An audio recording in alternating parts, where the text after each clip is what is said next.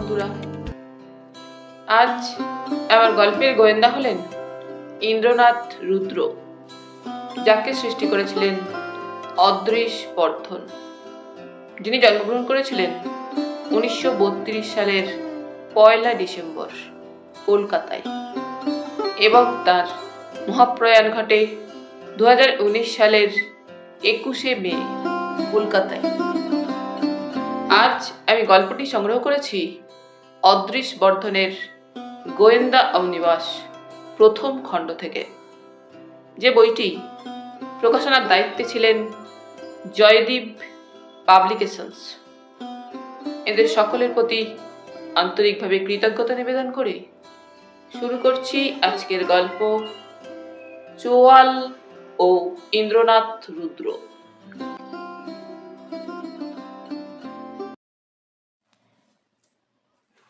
ইন্দ্রনাথ রুদ্র আমাদের পরিচিত মানুষ। কবি কবি চেহারা, টানা টানা দুটি চোখ, যেন সবসময় কিসের স্বপ্ন ভাসছে। বেশভূষায় খাঁটি বাঙালি, মুগার পাঞ্জাবি আর চুনট করা ধুতি তার প্রিয় পোশাক। আপনারা দেখেছেন, নবনীত কোমল এই মানুষটাই সময় এলে পাল্টে যায়। তখন সে বজ্রের মতো কঠোর, স্বপ্নালে চোখে তখন ঝিলিক দেয় সানানো খুর, কণ্ঠে দুন্ধুবি। ইন্দ্রনাথ রুদ্র তাই প্রায় কিংবদন্তির মানুষ হয়ে দাঁড়িয়েছে। তার কীর্তি তাকে অমর করে তুলেছে। এমন একজন প্রাইভেট ডিটেকটিভের বন্ধু হওয়ার জন্য আমি গর্বিত তার কীর্তি কাহিনীর কিছু কিছু আপনাদের সামনে উপস্থিত করার সুযোগ পাওয়ায়। ইন্দ্রনাথ রুদ্র কেবল বাংলাদেশের রহস্যবিধি নয়, সুদূর দিল্লিতে তার যশগান ছড়িয়েছে, এমনকি কাশ্মীরেও। মোমের হাত প্রহেলিকা সমাধান করে সে আজ ভারত বিখ্যাত। দক্ষিণ ভারতের বিভিন্ন শহরে তার বুদ্ধির ভেলকি আজ উপকথায় পর্যবসিত। সবাই আপনারা জানেন, তাই তার নবতম কীর্তি আপনাদের কাছে পরিবেশন করার লোভ সংবরণ করতে পারছি না। এই কাহিনী একটা চোয়াল নিয়ে। অদ্ভুত একটা বিজ্ঞাপন বেরিয়েছিল কাগজে। স্টেটসম্যানের পার্সোনাল কলমে এমনি বিদকুটে বিজ্ঞাপন হরবক্ষত বেরোয়। এই বিজ্ঞাপন পড়ে কবিতা তো হেসেই খুন। বিজ্ঞাপনটা এইরকম: ওরাং ওটাং কিনতে চাই, উপযুক্ত দাম দিতে প্রস্তুত। বিজ্ঞাপনদাতার নিবাস রাজধানী দিল্লিতে। কবিতা হাসতে হাসতে বলল, কি গো, তোমাকে বেচে দেবো নাকি? ওরাং ওটাংদের মধ্যে তোমাকে সুপুরুষ বলা চলে, ভালো দাম মিলবে। গিন্নির এ জাতীয় রসিকতা মাঝে মাঝে আমার কাছে ভয়ানক গুরুপাক হয়ে দাঁড়ায়। সেদিনও আমি তেলে বেগুনে জ্বলে উঠেছিলাম।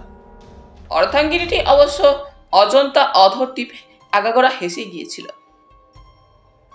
তখন কিন্তু কল্পনায় বুঝতে পারিনি দিল্লিতে বসে ইন্দ্রনাথ রুদ্র বিজ্ঞাপনটা দেখছে। দিল্লিতে ইন্দ্রনাথ গিয়েছিল অন্য কাজে, হাতে একটু সময় ছিল, তাই কর্নার প্লেসে চরকি পাক দিচ্ছে। এমন সময় হাঁক শোনা গেল, ইন্দ্রনাথ নাকি? খাঁটি বঙ্গভাষায় এমন আপ্যায়ন শুনে পুলকিত চিত্তে ঘুরে দাঁড়িয়েছিল ইন্দ্রনাথ। দেখল রাম চোপড়া আকর্ণা হাসি নিয়ে মুখ বাড়িয়ে রয়েছে একটা মিশমিশে ফিয়াটের মধ্যে থেকে। গজদন্ত মার্কা এ হাসি বলবার নয়। নিমেষে ইন্দ্রনাথের স্মৃতিপটে চালু হয়ে গিয়েছিল স্মৃতির cinema. Ram Chopra, Scottish Church College, Punjab তনয়কে নিয়ে বঙ্গ তনয়াদের খুনসুটি। সোল্লাসে বলেছিল ইন্দ্রনাথ, আরে রামচোপ যে। এইটাই ছিল ওর আদরের ডাকনাম। রামচোপ মানে রামচোপড়া ফিয়াটের দরজা খুলে ধরল। উঠে আয়। দ্বিরুক্তি করল না ইন্দ্রনাথ, লম্ফ দিয়ে গিয়ে বসল ফিয়াটের নরম কুশনে।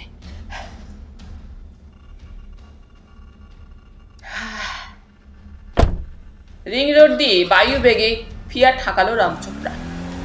যেতে যেতে বলল, তুই বোধহয় জানিস না আমি ডক্টরেট হয়েছি। বিসমিল্লা, আর লোক পাওয়া গেল না? এ কি মানিসনি? এখন কি হয়েছি জানিস? হনুমান। অট্টহাসি হাসলো রামচোপ। এই ওর স্বভাব, কোনো কিছুই গায়ে মাখে না। হাসতে হাসতে বলল, তুই এখনো তেমনই আছিস। শোন, আমি এখন head of the department of anthropology. কি সর্বনাশ! কোথায় রে? পাঞ্জাব ইউনিভার্সিটি, চণ্ডীগড়। তার মানে তুই এখন নরদেহ বিজ্ঞানী? এক্স্যাক্টলি। দিল্লিতে এসেছিস কেন? মামার বাড়িতে। গাড়িটাও মামার। এসেছি অবশ্য ইউনিভার্সিটির কাজ নিয়ে। রামচপের মামার বাড়িটি দিল্লির উপাধ্যে। সেখানে পৌঁছে আগ্রম বাগ্রম কথাবার্তার পর যখন প্রকাশ পেল ইন্দ্রনাথ হেজিপেজি নয়, অপরাধ আর অপরাধীদের নিয়ে সে নিজেও একজন বিশেষজ্ঞ, তখন মস্করা করেই রামচপ বলেছিল, একটা মাথার খুলি নিয়ে সমস্যায় পড়েছি। তোর মাথার খুলি তো? সমস্যা হবারই কথা, ইন্দ্রনাথ জবাব দিয়েছিল। তা যা বলেছিস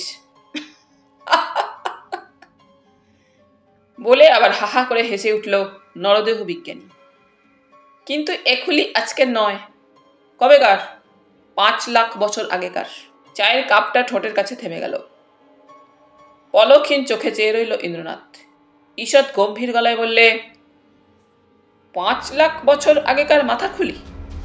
রামচপ, তুই কি সিরিয়াস? Yes brother. তাহলে বল, আমার কৌতূহল হচ্ছে। রামচপের কথার গুণে কৌতূহলোদ্দীপক কাহিনীটি চলচ্চিত্রের মতো ভেসে উঠেছিল ইন্দ্রনাথের মনের পর্দায়। মানুষের পূর্বপুরুষ।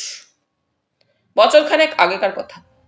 পাঞ্জাব ইউনিভার্সিটিতে আবির্ভূত হন একজন শখের জীবাশ্ম অন্বেষক, অ্যামেচার ফসিল হান্টার। ভদ্রলোক সরাসরি দেখা করলেন ডক্টর মুখমুরার সঙ্গে। ডক্টর মুখমুরাকে এক কথায় বোম ভোলা বৈজ্ঞানিক বলা যায়। সত্যের বোসের মতো এক মাথা ধবধবে সাদা চুল তার চেহারার সবচেয়ে বড় বৈশিষ্ট্য। বড় বড় চোখ দুটি আরও বড় মনে হয় পাওয়ারফুল লেন্সের আড়ালে। বেশভূষায় পরিপাট্য মোটেই নেই, সে বোধও নেই। নইলে বেল্টের বদলে নেকটাই দিয়ে প্যান্ট বেঁধে ইউনিভার্সিটি আসতেন না। ডক্টর মুখমুরার সাধনা প্যালেন্টলজি নিয়ে। পৃথিবীর আদি জীববিজ্ঞান মাথায় অষ্টপ্রহর ঘুরপাক দিচ্ছে। সেই কারণেই বোধ হয় পৃথিবীর বর্তমান জীবদের ব্যাপারে তিনি উদাসীন। অন্তত মানুষ নামক একটা কেষ্ট জীবের পানে দুদণ্ড তাকিয়ে থাকার মতো ধৈর্যও তার নেই। তাই বোম ভোলা বৈজ্ঞানিকের সামনে সেদিন বিশাল দেহী মানুষটি এসে দাঁড়াতে তিনি যেন দেখেও দেখলেন না। পুরো লেন্সের ফাঁক দিয়ে কিছুক্ষণ নিরীক্ষণ করলেই দেখতে পেতেন এ মানুষ আর 5টা মানুষের মতো নয়। এর চোখে সুদূরের স্বপ্ন আছে, ললাটে যশ আছে, আর পকেটে অর্থ আছে। মূল্যবান পোশাকে রয়েছে শেষোক্ত বস্তুটির প্রমাণ। ডক্টর মুখমুরা কিন্তু হাতের জার নিয়ে তখন ব্যস্ত।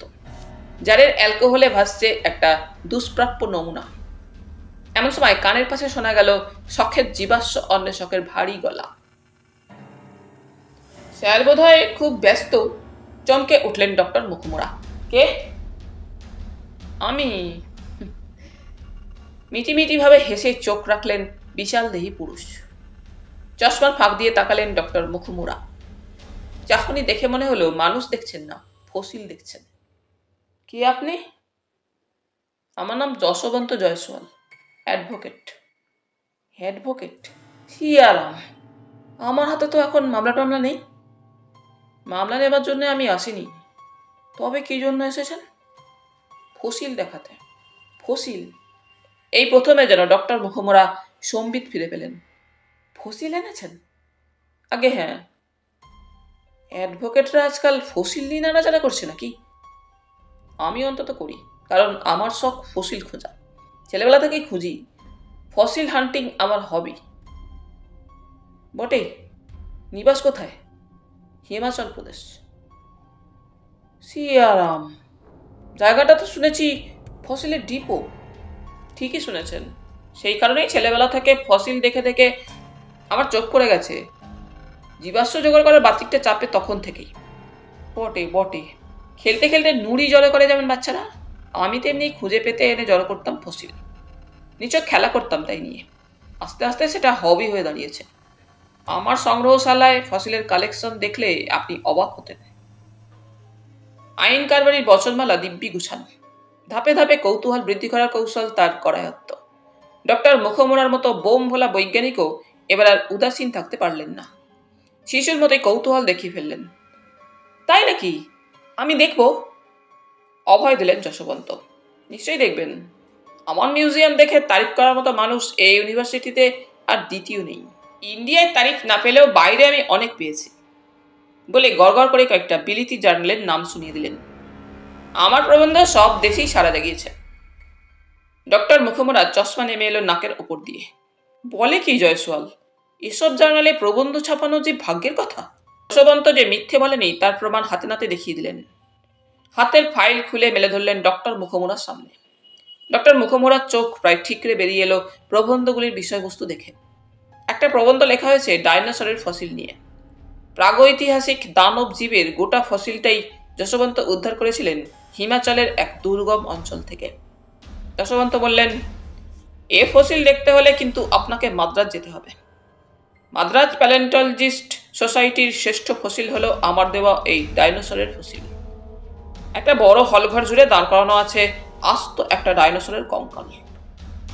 ডক্টর মুখোমরা হাঁ করে শুনছিলেন জয়সওয়ালের বক্তৃতা। ছেলেবেলার ছেলে খেলাকে ভদ্রলোক নাম যশের বাহন করে তুলেছেন। যশবন্ত যশ কুড়িয়েছেন কেবল ফসিল কুড়িয়ে। পাতা উল্টাতে উল্টাতে এবার চোখে পড়ল আর একটা নিবন্ধ। প্রাগৈতিহাসিক ম্যামালের ফসিল আবিষ্কার করে পাশ্চাত্য জার্নালের আলোড়ন তুলেছেন যশবন্ত। স্তন্যপায়ী জীব মানে ম্যামাল এ যুগেও রয়েছে, সে যুগেও ছিল, সুতরাং প্রাগৈতিহাসিক ফসিলও থাকবে, এর আশ্চর্য কথা কি। কিন্তু যশবন্ত আবিষ্কার করেছেন নতুন ধরনের একটি ম্যামাল। প্রাগৈতিহাসিক যুগে যে এমন একটি ম্যামাল থাকতে পারে বিজ্ঞানীরা তা জানতেন না। সৃষ্টির প্রথম প্রভাতে ধরণী জুড়ে তখন চলছে পর্বতাকার প্রাণীদের তাণ্ডব নৃত্য। আকাশছোঁয়া গাছে শাড়ি আর মহাকায় জীবজন্তুর সেই ভয়ঙ্কর যুগে বহু বিচিত্র ম্যামাল বিচরণ করছে পৃথিবীর মাটিতে। তাদের সবার নামগোত্র জানা আধুনিক বিজ্ঞানীদের পক্ষে সম্ভব নয়। তাই যশবন্ত রাতারাতি বিখ্যাত হয়ে গিয়েছেন এই একটি মাত্র ফসিল আবিষ্কারে। ঠিক এই ম্যামালের প্রজাতি সম্বন্ধে সম্পূর্ণ অন্ধকারে ছিলেন বিশ্বের প্যালেন্টোলজিস্টরা। সুতরাং আক্কেল গুরুম হয়ে গিয়েছে সকলের। বিজ্ঞানের পাতায় এই প্রথম লেখা হয়েছে বিদঘুটে এই স্তন্যপায়ী জীবের বিবরণ। সেই সঙ্গে অমর হয়ে গিয়েছেন যশবন্ত জয়সওয়াল নিজেও। কারণ অধুনালুপ্ত এই বিশেষ প্রজাতির নামকরণ হয়েছে যশবন্তের নামেই। তিনি যে আবিষ্কর্তা। মিটিমিটি হাসছিলেন যশবন্ত। ইয়া মোটা লেন্সের আড়ালে ডক্টর মুখোমরার ছানা বড়ার মতো বিস্ফারিত চোখ দুটি ওর দিকে ফিরতেই উনি বললেন, বুঝতেই পারছেন আমি বাজে কথা বলতে আসিনি। ব্যাস ওই একটা বোম সেল উপসংহারেই কাজ হলো। যশবন্তকে নিয়ে এমন তোয়াজ শুরু করলেন ডক্টর, যা সাধারণত জামাইদের ভাগ্যে জোটে। যশবন্ত অবশ্য কাজের মানুষ, অল্প কথাতেই শুরু করলেন আসল বক্তব্য। বললেন, আমি এমন ফসিলের খবর নিয়ে এসেছি আপনার কাছে যা আবার অন্যান্য আবিষ্কারকেও ম্লান করে দেবে। নতুন ম্যামাল নাকি? উদগ্র স্বর ডক্টর মুখোমরার। ম্যামাল তো বটেই বলে গূঢ় হাসি হাসলেন। আমাদেরই পূর্বপুরুষ। হ্যাঁ, আগে হ্যাঁ, আমাদের পূর্বপুরুষের চাঁদ ভাইও বলতে পারেন। কোন সময়ের কথা বলছেন? ধরুন 5 লাখ বছর আগেকার কথা। চশমাটা ফের পিছলে নেমে এলো ডক্টরের নাকের উপর দিয়ে। সিয়ারাম, বলেন কি, পুরো কঙ্কাল পেয়েছেন? আবার নিগুড়ো হাসলেন যশবন্ত। গোড়া থেকে শুনুন। ফ্লিন্ট ও ফসিল। হিমাচল প্রদেশে বিলাসপুর বলে একটা জেলা আছে। শিবালিক জায়গাটা এই বিলাসপুর জেলার মধ্যেই পড়ে। কিছুদিন আগে ব্যক্তিগত একটা কাজ নিয়ে শিবালিক গেছিলেন যশবন্ত। আবহাওয়া খুব পরিষ্কার দেখে হেঁটে ফিরছেন সরাইখানায়। এমন সময় একটা জিনিস চোখে পড়ায় খটকা লাগলো। জিনিসটা আর কিছুই নয়, রাস্তার পাথর। নতুন বাঁধানো রাস্তা, পাথর দিয়ে পিটিয়ে চ্যাটালো করা। এ তল্লাটে সর্বত্রই এমনি পথ ঘাট উন্নয়ন চলছে। অনেক ক্ষেত্রে সামরিক বাহিনীও তৎপর হয়েছে নতুন নতুন রাস্তা তৈরি করতে। সুতরাং এ রাস্তাটিও যে পাথর দিয়ে বাঁধানো হবে এতে আর আশ্চর্য হবার কি আছে। কিন্তু তবুও থমকে দাঁড়ালেন যশবন্ত জয়সওয়াল।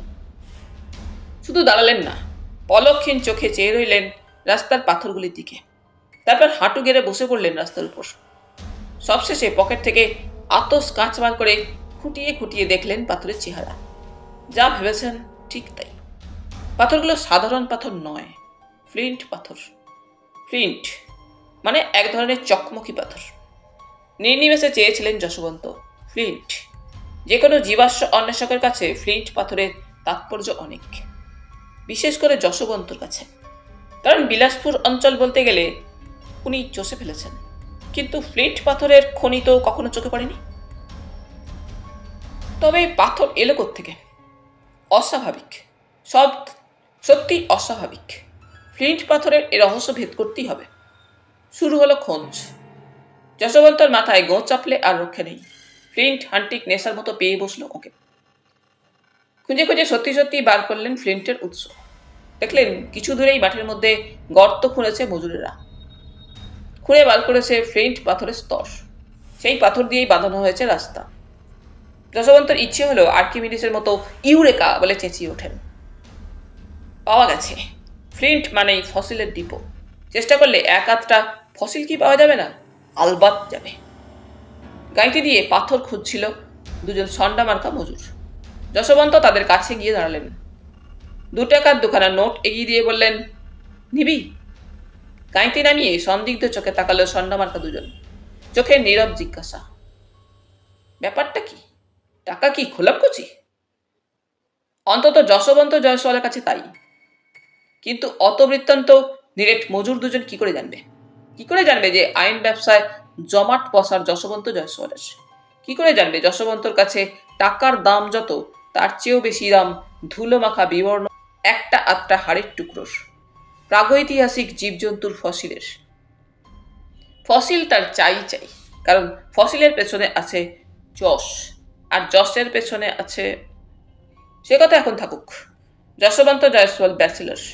চোখে তার অনেক স্বপ্ন, নাম যশ অর্থ তাই দরকার আগে।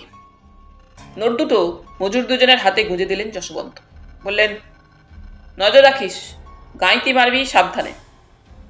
কিন্তু কেন? যশবন্ত বুঝিয়ে দিলেন, পুরানো হাড়গোড় চোখে পড়তে পারে, ফেলে দিসনি যেন, যত্ন করে রেখে দিবি। আমি আবার আসবো, যার কাছে হার পাবো তাকে আরো বকশিস দেব। হতবুদ্ধি মজুর দুজনের মাথা ঘুরিয়ে দিয়ে বিদায় নিলেন যশবন্ত। ফিরে এলেন দিন কয়েক পরে। একজন মজুর দূর থেকেই তাকে দেখে দৌড়ে এলো, হাতে একটা ভাঙা খুলি। মরার মাথার খুলি যেমন, এও যেন তেমনি, কিন্তু ধুলি ধূসরিত বিবর্ণ এবং ভাঙা। সম্পূর্ণ করটি নয়, বেশ পুরু একটা হাড় ছাড়া আর কিছুই নয়। কিন্তু অভিজ্ঞ চোখে এইটুকুই যথেষ্ট। যশবন্ত পাকা লোক, এক নজরেই বুঝলেন জিনিসটা কি। নরকরটি, মানুষের মাথার খুলি। কিন্তু এই যুগের মানুষ নয়, যে যুগের ইতিহাস নেই, যে যুগে পাহাড় সমান প্রাণীরা দাপিয়ে বেরিয়েছে সারা পৃথিবী, এ খুলি হয়তো সেই যুগের মানুষের। আবিষ্কারের উত্তেজনায় মাথা ঘুরতে লাগলো যশবন্তর। মজুরটিকে এবার বকশিস দিলেন আস্ত একটা 5 টাকার নোট। বললেন, সবাইকে বলে রাখ, যার গাঁইতিতে এমনি হাড়গোড় উঠবে তাকেই বকশিস দেব। কিছুদিন পরে আবার ঘুরে এলেন যশবন্ত। পেলেন আরো একটা ভাঙা, আগের দিন পাওয়া খুলির আর একটা টুকরো। এরপরেও কয়েকবার শিবালিকা হানা দিলেন যশবন্ত। প্রতিবারই পেলেন একাত্রি চাঞ্চল্যকর ফসিল। কখনো দানব জন্তুর দাঁত, কখনো প্রাগৈতিহাসিক ফ্লিন্টের হাতিয়ার। যা পাওয়া গেছে তা সামান্য নয়। এই কটি বস্তু উদ্ধার করতেই অকাতরে অর্থ ব্যয় করতে হয়েছে যশবন্তকে। মেহনত হয়েছে বিস্তর। আরো খাটলে, আরো টাকা খরচ করলে আরো ফসিল পাওয়া যাবে নিশ্চয়ই। কিন্তু একা একা আর কাহাতক খাটা যায়? ভাবতে বসলেন যশবন্ত। ভেবে ভেবে একটা বুদ্ধি বার করলেন। ফসিলগুলো ব্যাগে পুরলেন, প্রবন্ধের ফাইল বগলে নিলেন। নিয়ে সিধে এলেন চণ্ডীগড়ে ডক্টর মুখমুরার কাছে। কষের দাঁতের রহস্য। ব্যাগ খুলে একে একে দুষ্প্রাপ্য ফসিল কটা নামিয়ে রাখলেন যশবন্ত জয়সওয়াল। পুরু লেন্সের আড়ালে বড় বড় চোখ দুটো অনেক আগেই উত্তেজনায় বিষম চঞ্চল হয়েছিল, এবার তা প্রায় ঠেলে বেরিয়ে এলো। ডক্টর মুখমুরা যেন হুমড়ি খেয়ে পড়লেন পুরানো হাড়গুলোর উপর। হাত বুলিয়ে দেখলেন, চোখের ইঞ্চিখানেক কাছে এনে দেখলেন, আতস কাচের মধ্যে দিয়ে দেখলেন, জোরালো আলোর তলায় রেখে দেখলেন। এছাড়াও এমন অনেক পরীক্ষা নিরীক্ষা করলেন যেসবের বর্ণনা এখানে নিষ্প্রয়োজন। সব শেষে দেখা গেল চেয়ারে বসে সকৌতুকে শুনছেন যশবন্ত জয়সওয়াল, আর থিয়েটারি ঢঙে হাত পা নেড়ে পরম উৎসাহে লেকচার দিচ্ছেন ডক্টর মুখমুড়া। মিস্টার জয়সওয়াল, আপনার নাম সোনা দিয়ে লিখে রাখবো ইতিহাসে। জানেন আপনি কি এনেছেন? প্রত্যেক ফসিলই প্রাগৈতিহাসিক মানুষের বয়সী। এই যে গন্ডারের ফসিল দাঁত, লাখ টাকা দিয়েও এর দাম হয় না। তারপর ধরুন ম্যামথ হাতির ফসিল দাঁত, এ ইউনিভার্সিটিতে আজ পর্যন্ত কেউ দেখেছে? সবার সেরা হলো মাথার খুলিটা, সিয়ারাম। ভাবুন তো, ডাইনোসর টেরোড্যাকটিলের সঙ্গে লড়েছে যে মানুষ, তারই মাথার খুলি এটা। সিয়ারাম সিয়ারাম। ছোট্ট করে যশবন্ত বললেন, সব আপনাকে দিলাম। আমাকে? মানে আপনার ইউনিভার্সিটিকে। পাঞ্জাব ইউনিভার্সিটির প্যালেন্টোলজিস্ট ডিপার্টমেন্টের নাম দিগ্বিদিকে ছড়িয়ে পড়ুক, এইটুকুই আমার কামনা। যশবন্ত যেন স্বপ্ন দেখছেন। সিয়ারাম, সব দিয়ে দিলেন? কিচ্ছু নেবেন না? নেব বই কি, আপনাকে নেব। আপনাকে নিয়ে যাব শিবালিকে। দল বেঁধে খুঁজব ফ্লিন্ট পাথরের স্তর, দেখি আর কি রত্ন ওঠে। জোগাড় যন্ত্র করতে কিছু সময় গেল বই কি, কিন্তু এই কটা দিনই ছটফট করলেন ডক্টর মুখমুড়া। তারপর শুরু হলো অভিযান। গাড়ি বোঝাই যন্ত্রপাতি নিয়ে পুরো দলটা যথাসময়ে পৌঁছালো শিবালিকে। পথ দেখিয়ে নিয়ে গেলেন যশবন্ত। তিনি এই অভিযানের নায়ক। ফ্লিন্ট পাথরের পুরানো গর্ত দিয়েই শুরু হলো ফসিল খোঁজার প্রথম পর্ব। গর্ত ঘিরে সারি সারি তাঁবু পড়ল। ব্যস্ত বৈজ্ঞানিকেরা হন্তদন্ত হয়ে ছোটাছুটি করতে লাগলেন। ডক্টর মুখমুড়া বৃহৎ বাগদা চিংড়ির মতোই তুরুক তুরুক করে নেচে নেচে ঘুরতে লাগলেন এ তাঁবু এবং সেখান থেকে ফ্লিন্টের গর্তে। ঘটাং ঘটাং গাইতির আওয়াজে নির্জনতা বিঘ্নিত হলো রীতিমতো। উড়ন্ত পাখিগুলো শুধু বিরক্ত হলো প্রকৃতির লীলা নিকেতনে এহেন অপ্রাকৃতিক শব্দে। আর অটল গাম্ভীর্য নিয়ে পুরো ব্যাপারটা তদারক করলেন যশবন্ত জয়সওয়াল। অপরিসীম বিশ্বাসে সংশয়হীন তার মুখচ্ছবি। ফসিল আছে, থাকতেই হবে, নইলে যে ব্যর্থ হবে অভিযান। অটুট মনোবলের জন্যই বোধহয় বিধাতা এবারেও সদয় হলেন যশবন্তের উপর। ফসিল মিলল। একটা ভাঙা চোয়াল উঠে এলো গাইতির ডগায়। চোয়াল, শুধু একটা চোয়াল, বিবর্ণ অস্থির একটি মাত্র জীবাশ্ম, কিন্তু অসামান্য আবিষ্কার, অন্তত অভিজ্ঞ প্যালেন্টোলজিস্টের কাছে। পরমানন্দে কেবল ঊর্ধ্ববাহু হয়ে নৃত্য করতে বাকি রাখলেন ডক্টর মুখমুড়া। গাইতির ঘায়ে এবার কাঁপতে লাগলো সমস্ত উপত্যকা। ক্রমে ক্রমে বেরোলো আরও কয়েকটা ফসিল, ভাঙা দাঁত, চকমকির হাতিয়ার, আর সব শুদ্ধ 20টা ছোট বড় হাড়ের টুকরো। একটিমাত্র অভিযানেই এত আবিষ্কার, এই যে কল্পনাতেও আনা যায় না।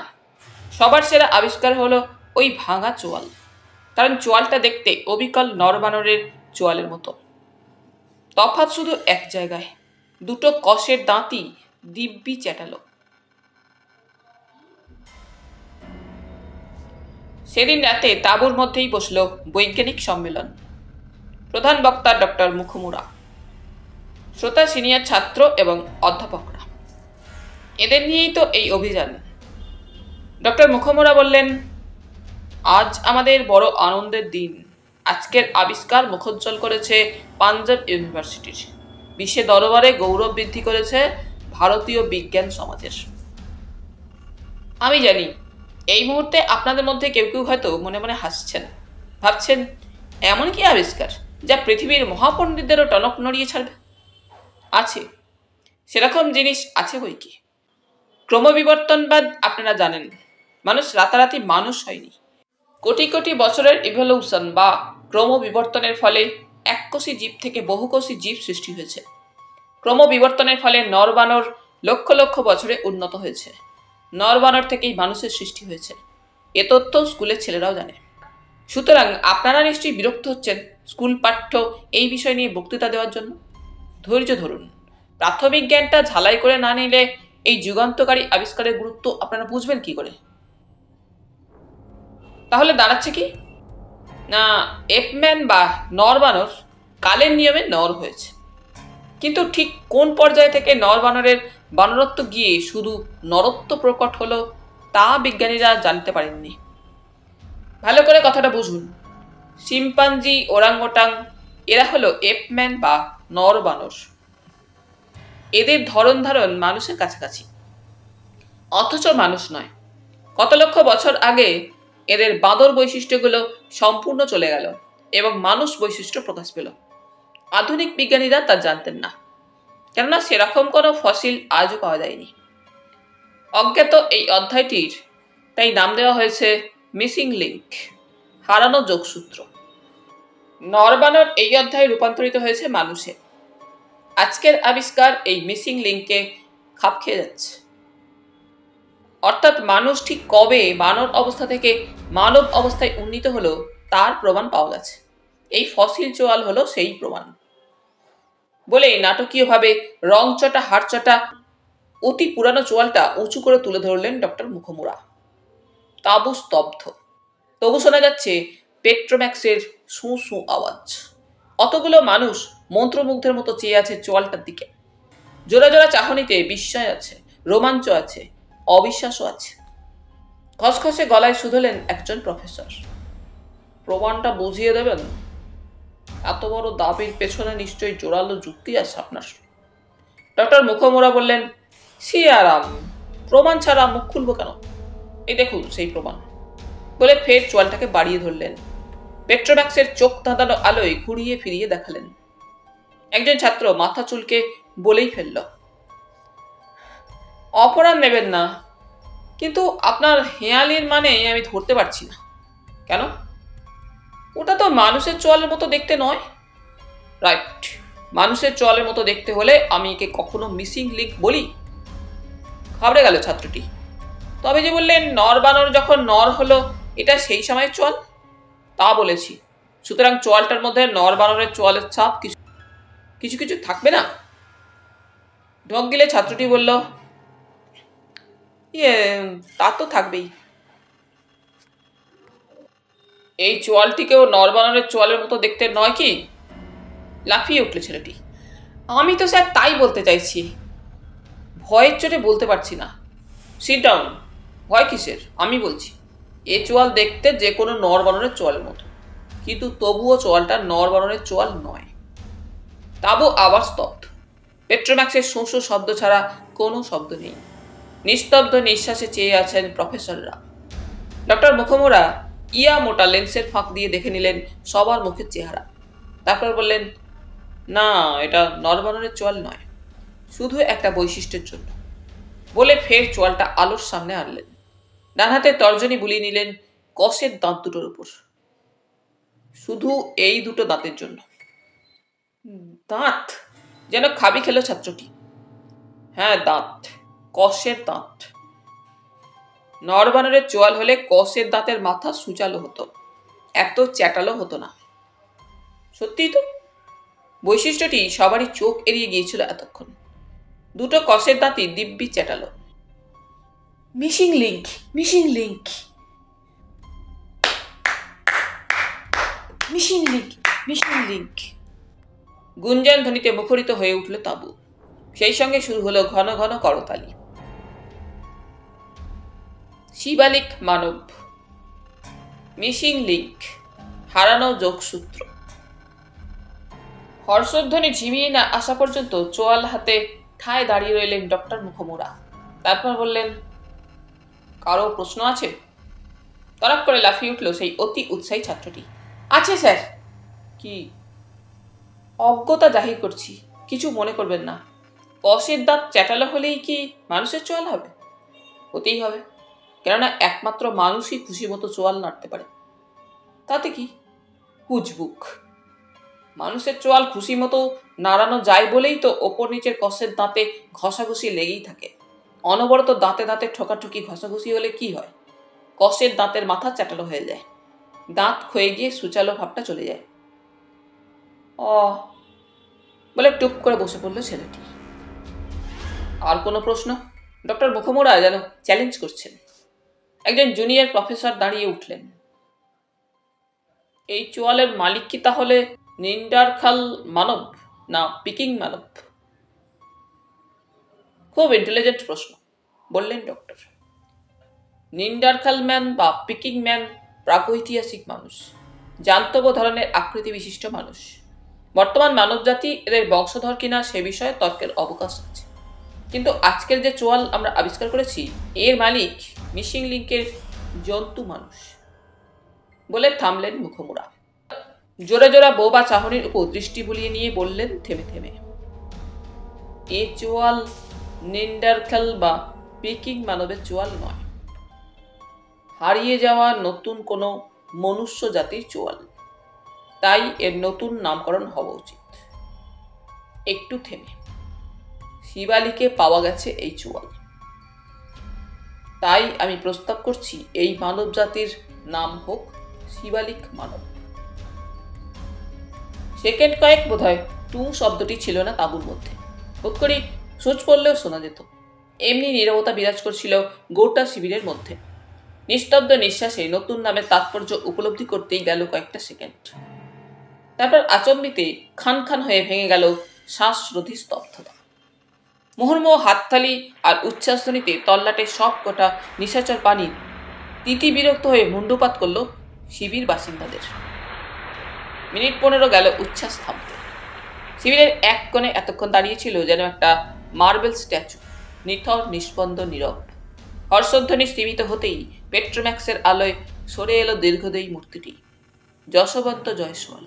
চোখে মুখে নিঃসীম আনন্দ, কিন্তু আশ্চর্য সংযত তার কণ্ঠস্বর, ভরাট গুরুগম্ভীর পৌরুষ ব্যঞ্জক।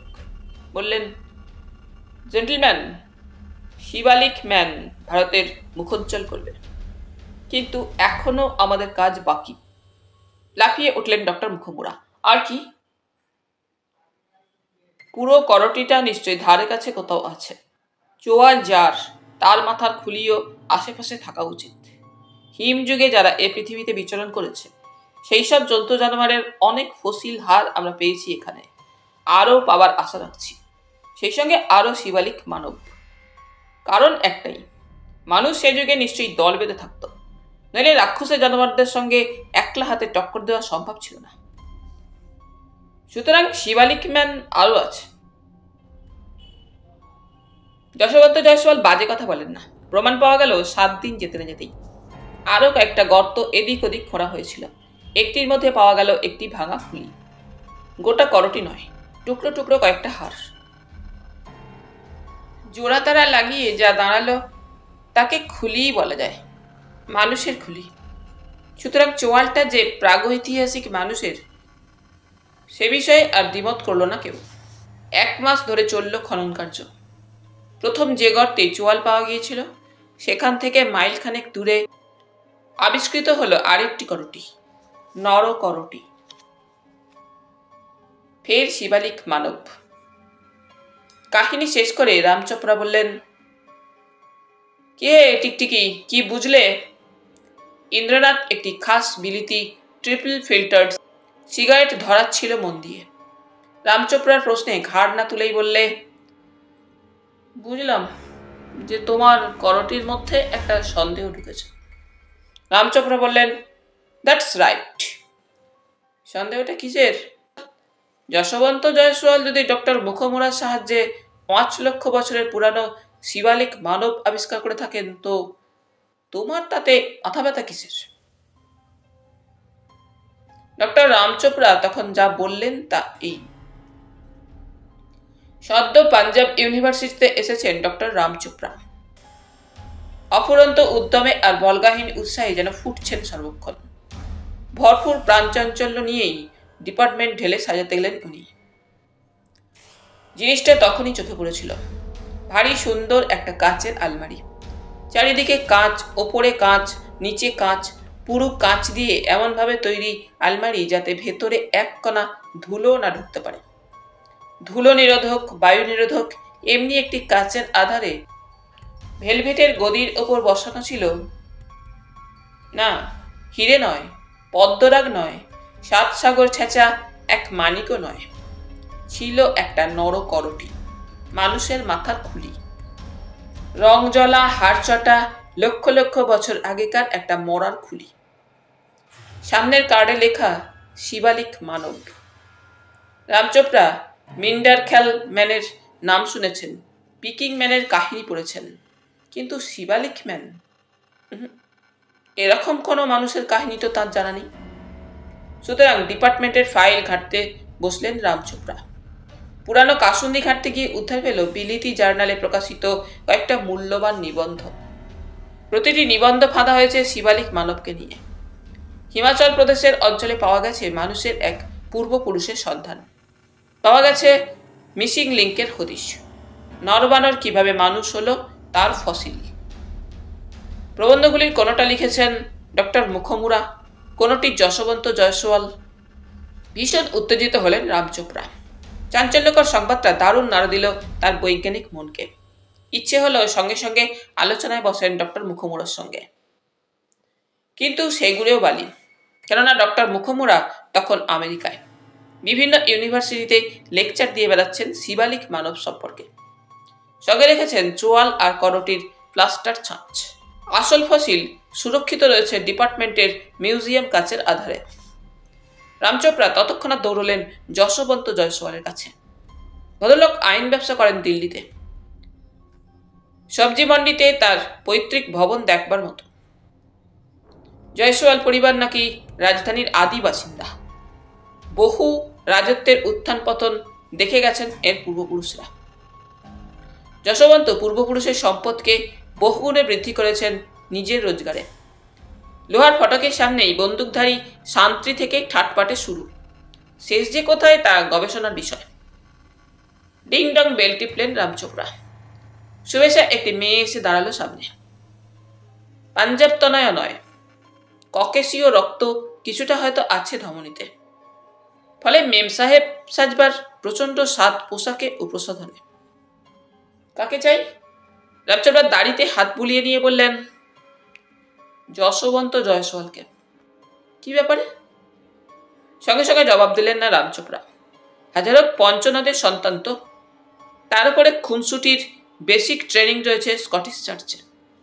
কাজেই আট চোখের ছিমছাম তরুণীর টাইপ মানে পরচুলা থেকে শুরু করে উঁচু বুক, পাতলা কোমর এবং নিটুল পা পর্যবেক্ষণ করে নিয়ে মিছরি ভেজানো গলায় শুধলেন, জানতে পারি কি আপনি কে? রাম চোপড়ার স্মার্টনেসে বিপুল কৌতুকে নেচে উঠল যৌবন গরবিনীর বিলোল কটাক্ষে। জবাব দিল ভুরুর খেলা দেখিয়ে, সেক্রেটারি। বটে বটে। ফিল্ম স্টারের মতো সঙ্গে সঙ্গে বউ করলেন রাম চোপড়া। শিবালরি যেন ঠিকরে বেরোল তেজি চেহারার প্রতিটি লোককূপ দিয়ে। নাম? মেরি বন। Good, very good. নিবাস? অর্ধেক ইন্ডিয়ায়, বাকিটা ফ্রান্সে। গুডনেস। সত্যি অবাক হলেন রাম চোপড়া। মামার বাড়িটা নিশ্চয়ই ফ্রান্সে। ঠিক ধরেছেন। প্রাথমিক সৌজন্যের আড়ষ্টতা বর্জন করে এবার ফিক করে হেসে ফেলল তরুণী। বাবা ইন্ডিয়ান।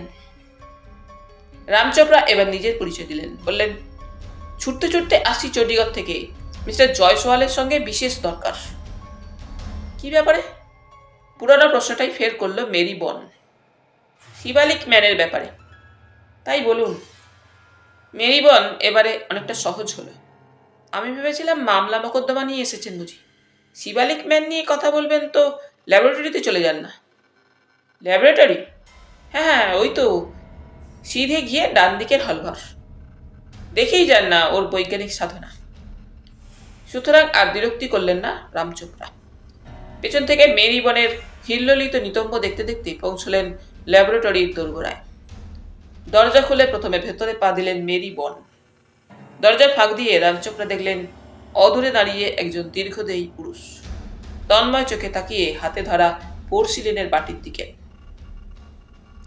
মেরি বন বোধহয় ঈষৎ মজেছিল রাম চোপড়ার রূপ দেখে, তাই দরজাটা ফাঁক করে ধরে ঘনিষ্ঠ কটাক্ষ হেনে যা বলতে চাইল তার মানে হলো, এই দেখছেন তো আমার মনিবকে, দেখুন ওর বিজ্ঞান সাধনা। সেই সুযোগে স্পষ্ট দেখলেন রাম চোপড়া। দেখলেন যশবন্তর সামনে টেবিলে সারি সারি সাজানো আরও কয়েকটা পোর্সিলিনের বাটি। বিভিন্ন রঙের রাসায়নিক তরল পদার্থ রয়েছে বাটিগুলিতে। দুটো বোনসেন বার্নার জ্বলছে। একটিতে বসানো হয়েছে বকযন্ত্র, আর একটিতে কাচের বাটি। কাচের বাটিতে রঙিন তরল পদার্থ। ফুটন্ত কেমিক্যালে লাফিয়ে লাফিয়ে উঠছে একটা হাড়। টেবিলে বসানো পোর্সিলিনের বাটিগুলিতে রঙিন কেমিক্যালে ডোবানো হয়েছে বিভিন্ন সাইজের হাড়গোড়। এমনকি যশবন্তর হাতে ধরা পোর্সিলিন বাটিতেও আটখানা উঠে রয়েছে একটা নিতম্বাস্থি। নির্নিমেষে সেই দিকে চেয়ে আছেন যশবন্ত। গলা খাকারি দিল মেরি বন। চোখ তুললেন যশবন্ত। কি ব্যাপার মেরি? প্রফেসর রামচোপড়া বলে দরজা খুলে ধরল মেরি বন। রামচোপড়া ততক্ষণাৎ লম্বা লম্বা পা ফেলে প্রবেশ করল ল্যাবরেটরিতে। প্রফেসর রামচোপড়া, এই নাম শুনেই যারা মুহূর্ত মধ্যে অন্তর্হিত হয়েছিল যশবন্তের স্বপ্নালু চাহনির তন্ময়তা। প্রায় সঙ্গে সঙ্গে ঘরে ঢুকেছিলেন রামচোপড়া, তাই স্পষ্ট দেখতে পেয়েছিলেন যশবন্তর চোখ মুখের পরিবর্তন। রামচোপড়ার চোখের সামনে এখনো ভাসছে সেই দৃশ্য। যশবন্ত জয়সওয়াল যেন থতমত খেয়ে গিয়েছিলেন রামচোপড়ার আকস্মিক আবির্ভাবে। শুধু তাই নয়, ঝট করে নামিয়ে রেখেছিলেন হাতের বাটি। জোরটি এগিয়ে এসেছিলেন সামনে, এমনভাবে সামনে এসে দাঁড়িয়েছিলেন যেন বিশাল দেহ দিয়ে আড়াল করতে চাইছেন ডেস্কের উপর রাখা সবকটা বাটি। ঘটনা ঘটেছিল সেকেন্ড কয়েকের মধ্যে। রামচোপড়ার পিচ্ছিল চোখে কিছুই এড়ায়নি। খটকার কাটা তখন থেকেই খচখচ করে খোঁচা মারছে ওর মনের মধ্যে। কেন কেন এই চমকানি? হাড়গোড় ডোবানো রঙিন কেমিক্যাল ভর্তি পোর্সিলিনের বাটি আড়াল করার কেন এই প্রয়াস? কি রহস্য গোপন করতে চাইছেন যশবন্ত জয়সওয়াল? নতুন রহস্য। সব শুনেও স্মিত মুখে তাকিয়ে রইল ইন্দ্রনাথ রুদ্র। বলল, রামচোপ, তুই বড় সন্দিগ্ধ মনা হয়েছিস আজকাল। যশবন্ত কেন আড়াল করলো এক্সপেরিমেন্ট? কেন অমন চমকে উঠলো আমাকে দেখে? আমার নাম শোনা মাত্র চোখের ঘোর কাটালো কেন? সব বৈজ্ঞানিকই চান তাদের গবেষণা গোপন থাকুক, বিশেষ করে আর একজন বৈজ্ঞানিকের কাছে। মোটেই না। কথাটার মানে? যশবন্তকে আমি জিজ্ঞেস করেছিলাম কি নিয়ে ব্যস্ত উনি, নতুন ফসিল নাকি? উনি কি জবাব দিলেন জানো? কি? ফসিলের স্বাভাবিক রং পাল্টানো যায় কিনা তাই দেখছে। সেটা কি বিরাট অপরাধ? আহ ইন্দ্রনাথ, তুমি বুঝছো না কেন? যশবন্ত এক্সপেরিমেন্ট গোপন করতে চাননি। সে বাসনা থাকলে আমার কাছে বলতেন না ফসিলের রং পাল্টানো যায় কিনা দেখছেন। অথচ কেন চমকে উঠলেন? কেন বাটিগুলো আড়াল করতে চাইলেন? নির্নিমেষে চেয়েই রইল ইন্দ্রনাথ। পাতলা হাসি বিছিয়ে রইল ঠোঁটের কোণে কোণে। বলল স্নিগ্ধ কোমল কণ্ঠে, কি অভিপ্রায় খুলে বলো। শিবালিক মানবকে যাচাই করতে চাই। কোন পয়েন্টটা যাচাই করবি? সত্যি 5 লক্ষ বছর বয়স কিনা খুলিটার। যদি না হয় তাহলে বুঝবো খুলিটা মিসিং লিঙ্ক নয় এবং মস্ত ভাঁওতাবাজি চলছে এই করোটে নিয়ে। যাচাই করবি কিভাবে? কিছুদিন আগে তোর একটা গল্প পড়েছিলাম, গল্পের নাম তিমির খুলি। তাতে তুই দেখিয়েছিলি কিভাবে পুরানো হাড়ের বয়স নির্ধারণ করতে হয়। ইন্দ্রনাথ বলল, বুঝলাম, তিমির খুলি যত নষ্টের গোড়া। কেন? তিমির খুলি এখনো তোর খুলিতে ঢুকে আছে, তাই সব খুলিরই বয়সকে সন্দেহ করছিস। বেশ তো, না হয় তাই হলো। তোর কীর্তি না হয় আমাকে উদ্বুদ্ধ করেছে। এখন এ ব্যাপারে তোর মাথা গলাবি কিনা? কিভাবে গলাতে বলছিস? শিবালিক মানবের বয়সটা যাচাই করে দে না। তুই নিজে কর, কেমিক্যাল ডেটিং টেস্ট করলেই যাচাই হবে। ন্যাকামো করিসনি। কেমিক্যাল ডেটিং টেস্ট হয় কি করে তা তুই জানিস? জানবো না কেন? প্রতিবাদের সুরে বললেন রামচোপড়া। হাড়গোড় মাটির নিচে যত বেশি দিন চাপা থাকবে মাটি থেকে তত বেশি ফ্লোরিন টেনে নেবে। সুতরাং শিবালিক করটি মাটিতে থেকে ঠিক কতখানি ফ্লোরিন টেনে নিয়েছে তা খুলির হাড় টেস্ট করলেই বেরিয়ে পড়বে। এই তো 100% ঠিক, বলল ইন্দ্রনাথ। সুতরাং এবার গত তোলো। আমি তো আছি দিন কয়েক। খবরটি দিও শিবালিক মানবের বয়স 5 লাখ বছর কিনা জানবার জন্য উদ্গ্রীব হয়ে থাকবো। কিন্তু মুশকিল হলো শিবালিক করটি বার করা নিয়ে। কাচের আলমারিতে সুরক্ষিত করটে নিয়ে ডক্টর রামচোপড়া কি গবেষণা করতে চান তার ফিরিস্তি দিতেই প্রাণ বেরোনোর উপক্রম হলো ভদ্রলোকের। প্রকৃত উদ্দেশ্য কি বলা যায়? তাহলে তো ঢিরি পড়ে যাবে গোটা ইউনিভার্সিটিতে। তারপর যদি কেমিক্যাল ডেটিং টেস্টে প্রমাণিত হয় শিবালিক মানব বাস্তবিকই 5 লক্ষ বছরের বুড়ো, তাহলে তো মুখে চুনকালি পড়বে ডক্টর রামচোপড়ার। কাজেই অনেক কাঠখড় পোড়াতে হলো, ঝুড়ি ঝুড়ি মিথ্যে বলতে হলো। দিস্তে দিস্তে কাগজে অনেক ফাঁকা কথা কপচাতে হলো। সর্বশেষে পাওয়া গেল দুষ্প্রাপ্য সেই করটি। সারা রাত জেগে কেমিক্যাল ডেটিং টেস্ট করলেন রাম চোপড়া। খুলি থেকে এক চিলতে হাড় সেঁচে নিয়ে মেপে দেখলেন তার মধ্যে ফ্লোরিন কতটা আছে। তারপর পাতার পর পাতা জুড়ে অঙ্ক কষা হলো, হিসেব করা হলো। অঙ্কের ফল যখন হাতে এলো তখন রাত পুইয়ে উষা উঁকে দিয়েছে পূবের আকাশে। ট্রাঙ্ক কল এলো ইন্দ্রনাথের নামে। কে ইন্দ্রনাথ? হ্যাঁ, রামচাপ নাকি? হ্যাঁ, কেমিক্যাল ডেটিং টেস্ট হলো একটু আগে। তোবা, ফলাফল কি? অশ্বদীর্ঘ? আমার বিশ্বাস ওই বস্তুটার অমলেট তৈরি খাওয়া উচিত।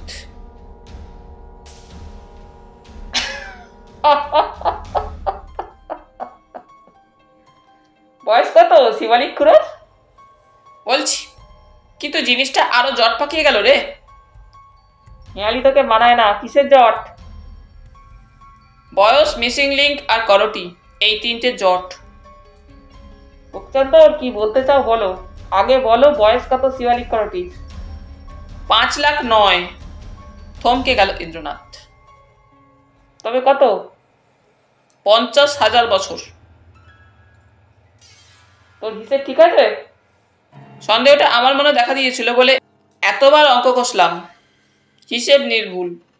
শিবালিক মানব একটা বিরাট প্রতারণা, মস্ত জুয়াচুরি, সাংঘাতিক ভাওতা। সবচাইতে আশ্চর্য, কেমিক্যাল ডেটিং টেস্ট এর আগে হয়নি কেন?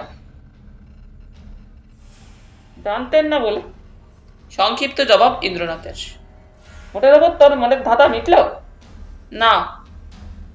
মিটল না? এরপরেও শোন, ধাঁধা আরো বাড়লো। কেন জানিস? 5 লাখ বছর আগে মিসিং লিঙ্ক পাওয়া সম্ভব ছিল, 50,000 বছর আগে তা একেবারেই অসম্ভব। তাও তো বটে। ওই জন্যই তো বললাম, অশ্বডিম্বের অমলেট খাস, মাথা সাফ হবে। তুই এনে দিস, খাবো। আপাতত কি করতে চাস? টিকটিকির ল্যাজ ধরতে চাই। সাধু, টিকটিকির ল্যাজ তুলে বসে আছে। আসছে কখন? আজকেই। যথাসময়ে এলেন ডক্টর রাম চোপড়া। ইন্দ্রনাথের সঙ্গে গুচ্ছ গুচ্ছ ফুসফুস হলো অনেকক্ষণ ধরে। দুজনে মিলে গাড়ি হাঁকিয়ে কোথায় যেন গেল, ফিরে এলো ঘন্টা কয়েক পরে। গভীর রাতে শুতে গেল ইন্দ্রনাথ রুদ্র। রজনী পোহালেই শুরু হবে নতুন অভিযান। রয় প্রিন্স রহস্য। পরের দিন সকালবেলা সবজি মন্ডির ঘিঞ্জি রাস্তায় আবির্ভূত হলো একটা পেল্লাই গাড়ি। কালোবাজারে এই গাড়ি আজকাল বিকোচ্ছে লাখ টাকায়। সুতরাং রসিক পুরুষ চঞ্চল হলো গাড়ির আরোহীকে দেখার জন্য। না জানি কত কোটি টাকার মালিক তিনি। সবুজ কাঁচ ঘেরা এয়ার কন্ডিশন অভ্যন্তরে মখমল কুশনে আসীন রাজার মতো পুরুষটির ভ্রুক্ষেপ নেই পথচারীদের বিস্মিত চাহনির দিকে। দুই চোখে তার আশ্চর্য মন্দিরতা। সুরার নেশায় যেন সদাই ঢুলুঢুলু। পরনে নিখুঁত বিলাতি পোশাক। টিকালো নাসিকার নিচে রোমান নোভারো ধাঁচের গোঁফজোড়াটি কিন্তু শিকারী বেড়ালের গোফের মতোই খড়খড়ে। এপথ সেপথ ঘুরে মহার্ঘ যন্ত্রযান পৌঁছালো প্রাসাদোপম একটা বাড়ির সামনে। গাড়ির চেহারা দেখেই বন্দুকধারী গেটম্যান ত্রস্তে দুহাট করে দিল লোহার পাল্লা। তৈলমসৃণ গতিবেগে পত্রিকায় এসে দাঁড়ালো লাখ টাকার গাড়ি। সাদর অভ্যর্থনার জন্য দৌড়ে এলো ছিমছাম চেহারার একজন তরুণী। পাঠক পাঠিকারা এঁকে চেনেন, মেরি বন, যশবন্ত জয়সওয়ালের সেক্রেটারি। গাড়ির দরজা খুলে সাদর অভ্যর্থনা জানালো মেরি বন। আসুন। সঙ্গে সঙ্গে নামলেন না গাড়ির আরোহী। ঢুলুঢুলু চোখে বেশ কিছুক্ষণ চেয়ে রইলেন মেরি বনের দিকে। পুরুষ মানুষের এ জাতীয় চাহনির সঙ্গে এই নতুন পরিচয় নয় মেরি বনের। প্রগল্ভা সপ্রতিভ মেরি বন এই চাহনির জবাব দিতেও জানে। কিন্তু জিভের ডগায় কোনো জবাব সেদিন এলো না। বরং অদ্ভুত একটা অনুভূতির অস্বস্তিতে বিব্রত বোধ করল মেরি বন। সরু গোফের তলায় বিচিত্র হাসলেন রাজপুরুষ সম মানুষটি। যেন স্বগতোক্তি করলেন আপন মনে, পেয়েছি। কর্ণমূল পর্যন্ত লাল হয়ে গেল মেরি বনের। সেই সঙ্গে অদম্য কৌতূহল। কে এই লোকটি? কি পেয়েছে সে? মেরি বনের মনের প্রশ্ন যেন মন দিয়ে ধরে ফেললেন ভদ্রলোক। ঢুলুঢুলু আঁখিতে ভাবান্তর ঘটল না বিন্দুমাত্র। মৃদু কণ্ঠে কেবল বললেন, আমি রয় প্রিন্স, বোম্বের ফিল্ম প্রডিউসার। শিবালিক করটি নিয়ে সারা পড়ে গেছে সারা দুনিয়ায়। এই মৌকায় আমি 2 পয়সা করতে চাই। একটু থেমে, ফিল্ম তুলব, একটা মাথার খুলি নিয়ে এত বড় রহস্য কাহিনী হলিউডেও আজ পর্যন্ত ওঠেনি। আমি এসেছি সেই জন্যেই। কিন্তু বলে আবার একটু বিরতি। আপনাকে আমার দরকার অন্য কারণে। ঠিক এমনি চেহারাই আমি খুঁজছিলাম। মেরিবন কিং কর্তব্য বিমূঢ় হয়ে দাঁড়িয়ে রইল। যশবন্ত জয়সওয়ালের বহু শাসালো মক্কেল তার পাতলা কোমরের তারিফ করে গেছে। কিন্তু এ যে মেঘনা চাইতেই জল। আকস্মিক আঘাতে নাকি মানুষ বাকশক্তি হারায়। এটাও একটা আঘাত বইকি। নইলে মেরিবনের মতো চৌকস মেয়ে আমতা আমতা করবে কেন? রয় প্রিন্স সকৌতুকে চেয়ে রইল চটুলা চপলার ডাগর নয়ন পানে। ভদ্রলোকের ঢুলু ঢুলু চোখে কি জাদু আছে নাকি সম্মোহনে পারদর্শী তিনি? নইলে এই অসাধ্য সাধন হলো কি কৌশলে? মেরিবনকে জয় করা তো সহজ কথা নয়। রয় প্রিন্সের অর্ধ নিমিলিত চোখের সঙ্গে বুঝি তুলনা চলে টেলিস্কোপের। টেলিস্কোপ চাহনি যেন বিহবালা তরুণীদের মর্মস্থল পর্যন্ত সঞ্চরণে অভ্যস্ত। নইলে অনেকক্ষণ অনিমেষে চেয়ে থাকার পর অমন নিগুড়ো হাসবেন কেন ভদ্রলোক? এই হাসি হিমালয় প্রতিম আত্মবিশ্বাসের হাসি। বললেন রয় প্রিন্স, চলুন খবর দিন যশবন্ত জয়সওয়ালকে। তার সঙ্গে শেষ করি কাজের কথা, তারপর আপনি। অশোকা হোটেলে আজ বিকেল 5টায়, কেমন? যন্ত্রচালিতের মতো ঘাড় নাড়ল মেরিবন। নয়াদিল্লির অশোকা হোটেলে অ্যাপয়েন্টমেন্ট। মেরিবন কি স্বপ্ন দেখছে? অন্তত স্বপ্নের মতো যেন কাটল বাকি সময়টা। ইতিমধ্যে ড্রয়িং রুমে কাজের কথা সেরে নিলেন রয় প্রিন্স যশবন্ত জয়সওয়ালের সঙ্গে। শিবালিক মানব নিয়েই ছায়াছবি। যশবন্ত বিস্মিত হলেন, কিন্তু বিস্ময় প্রকাশ করলেন না। কি চায় রয় প্রিন্স? কাহিনী রচনার উপাদান? বেশ তো, অনেক চাঞ্চল্যকর উপাদান সঞ্চিত আছে তার সংগ্রহশালায়। আউটডোর শুটিংয়ে উপযুক্ত অঞ্চলও তার নখদর্পণে। পাহাড় ঘেরা অঞ্চল, দারুণ ছবি উঠবে। কিন্তু যশবন্তের স্বার্থ কি? কন্ট্যাক্ট হবে পরে? মোটা টাকাই থাকবে? বেশ বেশ, ল্যাবরেটরি দেখবেন? আসুন না। বিদায় নিলেন রয় প্রিন্স। বলে গেলেন আবার আসবেন তিনি। এবার নিয়ে আসবেন কন্ট্রাক্ট এবং চেক। আবার এসেছিলেন রয় প্রিন্স। কন্ট্রাক্ট এবং চেক কোনোটাই আনেননি। এনেছিলেন একটি শক্তিশালী ক্যামেরা। সেদিন বিকেল 5টায় অশোকা হোটেলে দেখা গিয়েছিল মেরিবনকে। উগ্র প্রসাধনে অপরূপ মুখশ্রী। প্রসাধনের অধিকাংশ অবশ্য মেকি। চুল থেকে নখ পর্যন্ত প্রায় সবই। নকল কবরী, নকল চোখের পাতা, নকল নিতম্ব এবং নকল দাঁত। সাদর অভ্যর্থনা জানিয়েছিলেন রয় প্রিন্স। টাইপ করা একটা কন্ট্রাক্টে সই করিয়ে নিয়েছিলেন মেরিকে দিয়ে। হাত কেঁপে গিয়েছিল মেরির, কারণ কন্ট্রাক্টটা লাখ টাকার কন্ট্রাক্ট। অজন্তা প্রোডাকশনস তাকে চুক্তিবদ্ধ করছে 10 মাসের জন্য। মাসে 10,000 বেতন। এই 10 মাসে যে কোনো ভূমিকা অভিনয় করবে মেরিবন। কন্ট্রাক্ট সইয়ের পর নাকি একটা ফুর্তি না করলেই নয়, ফিল্ম দুনিয়ার রেওয়াজ। অতএব খোলা হলো বিলিতি সুরার বাহারি বোতল। মদিরার পাত্র হাতে নিয়ে বসলেন রয় প্রিন্স, সঙ্গে মেরিবন। সুরার নেশায় দুনিয়া রঙিন হয়ে উঠতেই রয় প্রিন্স দেখতে চাইলেন মেরির ক্ষীণ কোটির খেল। অতএব শুরু হলো নৃত্য।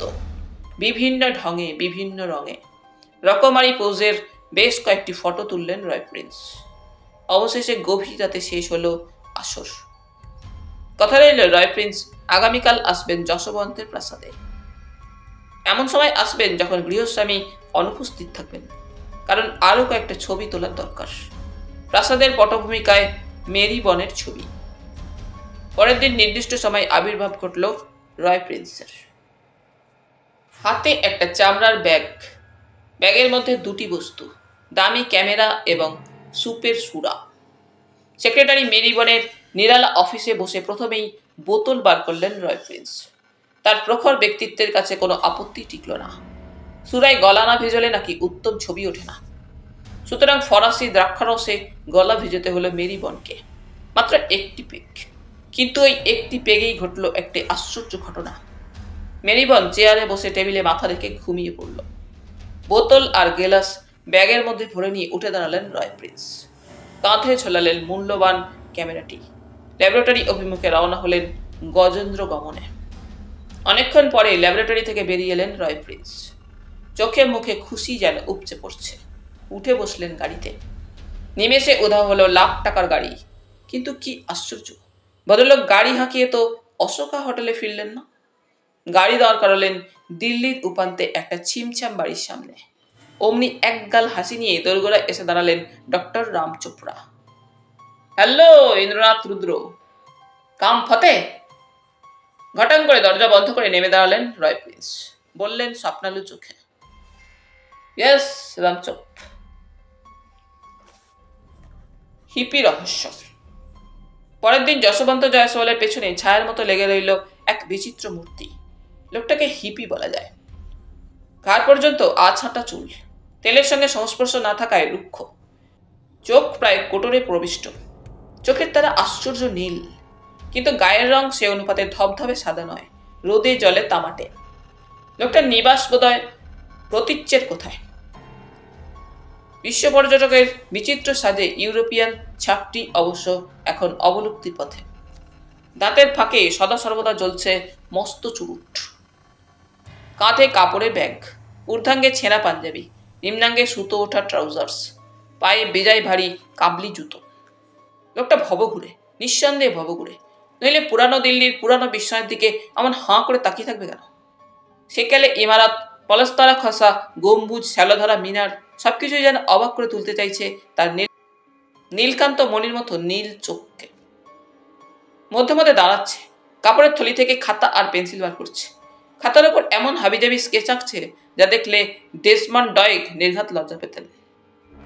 লোকটা ভবঘুরে, দিল্লির মোগলাই কীর্তি বারংবার বিস্ময় আঁকছে তার নীল চোখে। কিন্তু এরই ফাঁকে ফাঁকে বিশ্ব পর্যটকের দৃষ্টি ঘন ঘন নিবদ্ধ হচ্ছে কেন যশবন্ত জয়সওয়ালের প্রাসাদ পানে। লোকটা ফুটপাতে চায়ের দোকান থেকে চা খেলো এক গ্লাস। চুরুট ধরিয়ে খাতা পেন্সিল বার করে খচখচ করে স্কেচও করা হলো অনেকক্ষণ। সে স্কেচের সঙ্গে তুলনা করা চলে একমাত্র কাকের ঠ্যাং আর বকের ঠ্যাংয়ের। এমন সময় দেখা গেল যশবন্ত জয়সওয়াল নামলেন পোর্টিকোয়। উঠে বসলেন নিজের গাড়িতে। রাস্তার বম ভোলা বিশ্ব পর্যটক অমনি স্কেচ আঁকা বন্ধ করে ধীরে সুস্থে খাতা পেন্সিল চালান করে দিল কাপড়ের থলিতে। যশবন্ত জয়সওয়ালের গাড়ি ফটক পেরোলো। রাস্তায় নেমে বাঁক নিয়ে এগোলো মোড়ের দিকে। ভবঘুরে লোকটা টুকটুক করে এগিয়ে গিয়ে উঠে বসলো একটা বিষমভাবে তৌরানো ভাঙা গাড়িতে। ইঞ্জিনের স্টার্ট দিতেই খক খক করে কেশর রোগীর মতো কাঁচতে কাঁচতে যশবন্তের পেছনে পেছনে রইল জগদ্দল গাড়ি। যশবন্ত কোর্টে গেলেন। বিশ্ব পর্যটক কোর্টের বাইরে গাছতলায় বসে কাকের ঠ্যাং বকের ঠ্যাং আঁকল। যশবন্ত কোর্ট থেকে বেরিয়ে ক্লাবে গেলেন। ভবঘুরে ক্লাবের বাইরে গাড়ি নিয়ে ঝিমোতে লাগলো। যশবন্ত বাড়ি ফিরলেন। ছন্নছাড়া লোকটাও পেছনে পেছনে চালিয়ে নিয়ে এলো হেঁপো রোগীর মতো বৎখত জগদ্দলকে। যশবন্ত রাত 9টা নাগাদ সেজে গুজে ফের বেরোলেন বাইরে। নীল চোখ লোকটাও চুরুট কামড়ে গেল পেছনে পেছনে। যশবন্ত গেলেন নয়াদিল্লির একটি অত্যন্ত অভিজাত পল্লীতে। অত্যাধুনিক কায়দায় সাজানো একটা ম্যানশনের সামনে গাড়ি পার্ক করে রূপোর ছড়ি ঘোরাতে ঘোরাতে ঢুকলেন ভেতরে। বেরিয়ে এলেন অনতিকাল পরেই। সঙ্গে যেন সাক্ষাৎ তিলোত্তমা। এত রূপ কেউ অঙ্গে ধরে? মানবী কি এত রূপসী হয়? অপরূপর চুল থেকে নখের ডগা পর্যন্ত রূপ সমুদ্র যেন তরঙ্গিত হচ্ছে চলার তালে তালে। রূপ বিদ্যুৎ যেন ঝিলিক মারছে চাহনির ফাঁকে ফাঁকে। ভবঘুরে লোকটা ভ্যাবাচাকা খেয়ে গিয়েছিল বোধহয়। তোবড়ানো গাড়ির অভ্যন্তরে বসে নীল চোখ বিস্ফারিত করে চেয়ে রইল অনেকক্ষণ। যশবন্ত চরিত্রের একটা দিক যেন সহসা বিদ্যুৎ ঝলকের মতোই সুস্পষ্ট হয়ে গিয়েছে তার কাছে।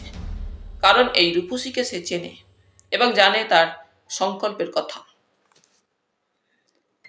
মাঝরাতের তখন দেরি। হাঁপাতে হাঁপাতে তোবড়ানো জগদ্দল এসে থামলেও দিল্লির উপান্তে ছিমছাম সেই বাড়িটার সামনে। ব্যাগ কাঁধে নেমে দাঁড়ালো নীল চোখা বিশ্ব পর্যটক। কলিং বেল টিপতে না টিপতেই খুলে গেল দরজা। পাল্লার ফ্রেম ধরে দাঁড়িয়ে হেসে ফেললেন ডক্টর রাম চোপড়া। বললেন, সাবাস টিকটিকি, তোর মা দেখলেও তোকে চিনতে পারতেন কিনা সন্দেহ। ছন্নছাড়া লোকটা সঙ্গে সঙ্গে জবাব দিল না। ধীরে সুস্থে চোখের পাতা দুটো টেনে ধরে বার করে আনলো নীল নীল চোখ দুটো। ডক্টর রাম চোপড়া নিঃশব্দে হাসতে হাসতে বললেন, কন্ট্যাক্ট লেন্স, চোখের চেহারাই পাল্টে গিয়েছিল। ভবঘুরে লোকটা এবার টান মেরে মাথা থেকে নামিয়ে আনলো ঝাঁকড়া পরচুলাটা। চোখের কোল থেকে টেনে তুলল স্টিকিং প্লাস্টারের মতন বস্তুটি। দেখা গেল ইন্দ্রনাথ রুদ্র স্মিত মুখে দাঁড়িয়ে সামনে, যেন বাতাসে মিলিয়ে গেছে বিশ্ব পর্যটক। ডক্টর রামচোপড়া বললেন, সারাদিন তো টোটো করলি, পেলি কি? মোটিভ, বলল ইন্দ্রনাথ। কার? যশবন্ত জয়সওয়ালের। অতঃপর নাটক, রচনা, পরিচালনা, অভিনয় থাকবে প্রাইভেট ডিটেকটিভ ইন্দ্রনাথ রুদ্র। নাটক মঞ্চস্থ হবে শিগগিরই। তার আগে আরও কিছু নাটকীয় উপাদানের প্রয়োজন। গতকাল রয় প্রিন্স অনেক ফটো তুলেছে, অনেক প্রমাণ এনেছে, সেগুলির গতি আগে হোক, তারপর শিবালিক করটির রহস্যমোচন, বললেন রামচোপড়া। যমজ করটি। অত বড় গ্যালারিটা বলতে গেলে ফাঁকা পড়েছিল। সামনের সারিতে বসেছিলেন ইউনিভার্সিটির কয়েকজন অধ্যাপক, ঠিক মাঝখানে যশবন্ত জয়সওয়াল। অস্পষ্ট গুঞ্জনধ্বনিতে মুখরিত গ্যালারি কক্ষ। কৌতূহল চরমে পৌঁছেছে। ডক্টর রামচোপড়ার নেমন্তন্ন পেয়ে সমবেত হয়েছেন সকলে।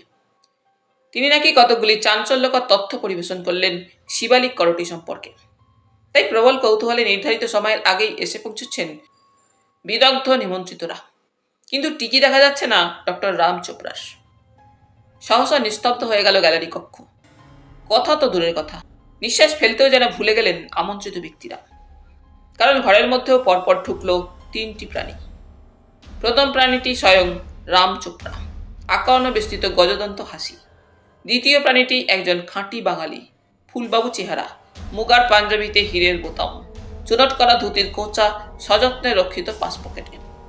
সারা অঙ্গ দিয়ে ভুরভুর করছে ল্যাভেন্ডার ইউডি টয়লেটের ফরাসি সুগন্ধ। এই ভদ্রলোকের হাতে একটা মস্ত ফিডব্যাক। তৃতীয় প্রাণীটিকে দেখেই চোখ কপালে উঠেছিল সমবেত পণ্ডিতদের। বাক শক্তিও লোপ পেয়েছিল। একজন এমন চমকে উঠেছিলেন যে শটান দাঁড়িয়ে উঠেছিলেন আসন ছেড়ে। ইনি যশবন্ত জয়সওয়াল। নিশ্চিম বিস্ময় যেন ফেটে পড়তে চাইছিল চোখে মুখে। তৃতীয় প্রাণীর অবশ্য ভ্রুক্ষেপ নেই কোনো দিকে। রূপ যেন থই থই করছে তার সারা অঙ্গে। রূপ সমুদ্রে যেন দুলে দুলে উঠছে তার চলার তালে তালে। এমন ভুবন মোহিনী রূপসী তো কাব্যে আছে, বাস্তবে কি সম্ভব? সম্ভব বই কি, পাঠক তো একে দেখেছেন এই সেদিন। নকল চোখ লাগিয়ে গোয়েন্দা ইন্দ্রনাথ পিছু নিয়েছিল যশবন্ত জয়সওয়ালের। পাঠক পিছু নিয়েছিলেন ইন্দ্রনাথের। হাল ফ্যাশনই একটি ম্যানশন থেকে বেরিয়ে এসেছিলেন যশবন্ত। সঙ্গে ছিলেন যেন সাক্ষাৎ তিলোত্তমা। এই সেই তিলোত্তমা। কিন্তু কি আশ্চর্য, যশবন্ত দাঁড়িয়ে ওঠা সত্ত্বেও সুন্দরী তো সেদিকে ফিরেও তাকালেন না। গটগট করে গ্যালারি বেয়ে উঠে গেলেন ওপরের সারিতে। মঞ্চে দাঁড়ালেন ডক্টর রামচোপড়া এবং সেই বাঙালি ভদ্রলোক। ডক্টর রামচোপড়া বললেন, লেডিজ অ্যান্ড জেন্টলম্যান, আজকের আলোচনা সভা বিশেষ তাৎপর্যপূর্ণ। আলোচনার বিষয় শিবালিক করটি। বক্তা হিসেবে প্রথমেই হাজির করছি আমার এই বন্ধুকে। এর পরিচয় পরে দেব। পাঠক অবশ্য চিনে ফেলেছেন রামচোপড়ার বাঙালি বন্ধুকে। ইন্দ্রনাথ রুদ্রই তো আজকের নাটকের রচয়িতা, পরিচালক এবং অভিনেতা। পাগাড়ম্বরের ধার দিয়েও গেল না ইন্দ্রনাথ। কিটব্যাগটা নামিয়ে রাখলো সামনে টানা টেবিলের উপর। দুহাত ভাঁজ করে রাখলো চওড়া বুকের উপর। স্বপ্নভাষা সুন্দর চোখে একে একে দেখে নিল সমাগত জ্ঞানীগুণীদের। অতঃপর মুখ খুলল ইন্দ্রনাথ। শর্ত নয়, যেন সাঁওতালি মাদল। যেমন গম্ভীর তেমনি সুস্পষ্ট, চঞ্চল চিত্তকেও টানে চুম্বকের মতো। আমি প্যালেন্টোলজিস্ট নই, বিজ্ঞান আমার সাধনা নয়। তা সত্ত্বেও সেদিন শিবালিক করটি দেখে আমি অবাক হয়ে গিয়েছিলাম। মিসিং লিঙ্ক একটা আছে জানতাম, কিন্তু শিবালিক করটি যে সেই মিসিং লিঙ্ক তা জেনে তাই বিষয়কে বাগে রাখতে পারলাম না। 5 লাখ বছর আগে আমার পূর্বপুরুষের বদন শোভা ঠিক কিরকম ছিল তা ভালো করে দেখলাম। খুলির গড়ন দেখলাম, চোয়ালের বৈশিষ্ট্য দেখলাম, দেখে আরো অবাক হলাম। কেন জানেন? চোয়ালের পেশক দাঁত অর্থাৎ মোলার টুথ দিব্যি চ্যাটালো। চোয়ালটা অবশ্য নরবানরের চোয়ালের মতোই দেখতে। তাতে আমি অবাক হলাম না মোটেই, কেননা নরবানর থেকে সদ্য মানুষ হলে চোয়ালটা নরবানরের মতো হবে এ আর আশ্চর্য কি? হুবহু নয়, তফাৎ শুধু ওই পেশক দাঁতে, যা কিনা দিব্যি চেটালো। নরমারামের পেশক দাঁত উকো দিয়ে ঘষে দিলেই যা হয় অবিকল তাই। রামচোপড়া আমাকে বুঝিয়ে দিল কেন পেশক দাঁত চেটালো হয়েছে। একমাত্র মানুষের চোয়ালেই খুশি মতো নাড়ানো যায়, সুতরাং ঘষাঘষিতে ছুচালো দাঁত চেটালো হবে, এটাই স্বাভাবিক। কিন্তু আমার মনটা খচখচ করতে লাগলো। চেটালো কষের দাঁতটা যেন কেমন তোর। 5 লক্ষ বছর আগে মানুষের চোয়াল ঠিক কিরকম ছিল তা আমি দেখিনি, এখানে কেউই দেখেননি। সুতরাং দিব্যি গেলে কেউ বলতে পারবেন না যে না, এটা মানুষের চোয়াল নয়। কিন্তু একটা উপায় আছে, বিশেষ করে বৈজ্ঞানিক পদ্ধতি নিয়ে একবার একটা হেয়ালি সমাধান করেছিলাম। রামচোপড়া তা জানত। আমি কেমিক্যাল ডেটিং টেস্টের কথা বলছি, হাড়ের বয়স জানা রাসায়নিক পদ্ধতি। এই নিয়ে করটির বয়স যাচাই করলো রামচোপড়া। ফলাফল কি হলো জানেন? চুপ করলো ইন্দ্রনাথ। জোড়া জোড়া চাহনি মন্ত্রমুগ্ধের মতো নিবদ্ধ ওর ওপর। যশবন্ত জয়সওয়াল নিথর। ইন্দ্রনাথ বললে, শিবালিক খুলির বয়স 5 লক্ষ বছর নয়। একটু থেমে, মাত্র 50,000 বছর। কয়েক সেকেন্ড গেল শেষ শব্দ কটির প্রকৃত তাৎপর্য হৃদয়ঙ্গম করতে। তারপর এক জোরে ফেটে পড়লেন প্রফেসররা। কেউ বললেন ইম্পসিবল, কেউ গ্যালারি চাপড়ে বললেন টেস্ট রিপোর্ট বার করুন। শোরগোলে সব কথা স্পষ্ট শোনাও গেল না। হট্টগোলের জন্য তৈরি ছিল ইন্দ্রনাথ, তাই তিল মাত্র চঞ্চল না হয়ে কিটব্যাগ খুলতে লাগলো ধীরে সুস্থে। দুহাত ফাঁক করে ধরল খুলির মুখ, অতঃপর অতি সন্তর্পণে ভেতর থেকে তুলে আনলো একটা মরার মাথার খুলি। সঙ্গে সঙ্গে নিস্তব্ধ হয়ে গেল গ্যালারি কক্ষ, যেন জাদুঘরের জাদুকাঠি স্পর্শে নিমেষে মৃত্যু ঘটল শব্দলহরীর। দম আটকানো নৈশব্দ বুঝি আর সহ্য হয় না। সেকেন্ড কয়েক পরেই একটা অস্পষ্ট গুঞ্জন ধ্বনি আছড়ে পড়ল এ দেওয়াল থেকে সে দেওয়ালে। শিবালিক করটি, শিবালিক করটি। মৃদু হাসল ইন্দ্রনাথ রুদ্র। কিছু বলল না। কিটব্যাগের ভেতর থেকে এবার বার করলো একটা মস্ত জামবাটির মতো পোর্সিলিন বাটি আর একটা বোতল। বোতলে টলটল করছে জলের মতো সাদা তরল পদার্থ। হাওয়া পড়ে গেলে যেমন বনমর্মর স্তব্ধ হয়, বোতল আর বাটি দেখে তেমনি গুঞ্জন ধ্বনিও মিলিয়ে গেল। শ্বাসরোধী স্তব্ধতায় থমথম করতে লাগলো গোটা ঘর। মাদল কণ্ঠে ফের বলল ইন্দ্রনাথ, শিবালিক করটি 5 লক্ষ বছরের পুরানো কিনা সে প্রমাণ পরে দেব। আপাতত একটা ছোট্ট এক্সপেরিমেন্ট করতে চাই। এই বোতলে আছে পাতলা হাইড্রোক্লোরিক অ্যাসিড। খুললাম বোতলের ছিপি, বোতল উপর করে ধরলাম খুলির ওপর। বলে সত্যি সত্যি বোতল শুদ্ধ হাইড্রোক্লোরিক অ্যাসিড খুলির উপর ঢেলে দিল ইন্দ্রনাথ।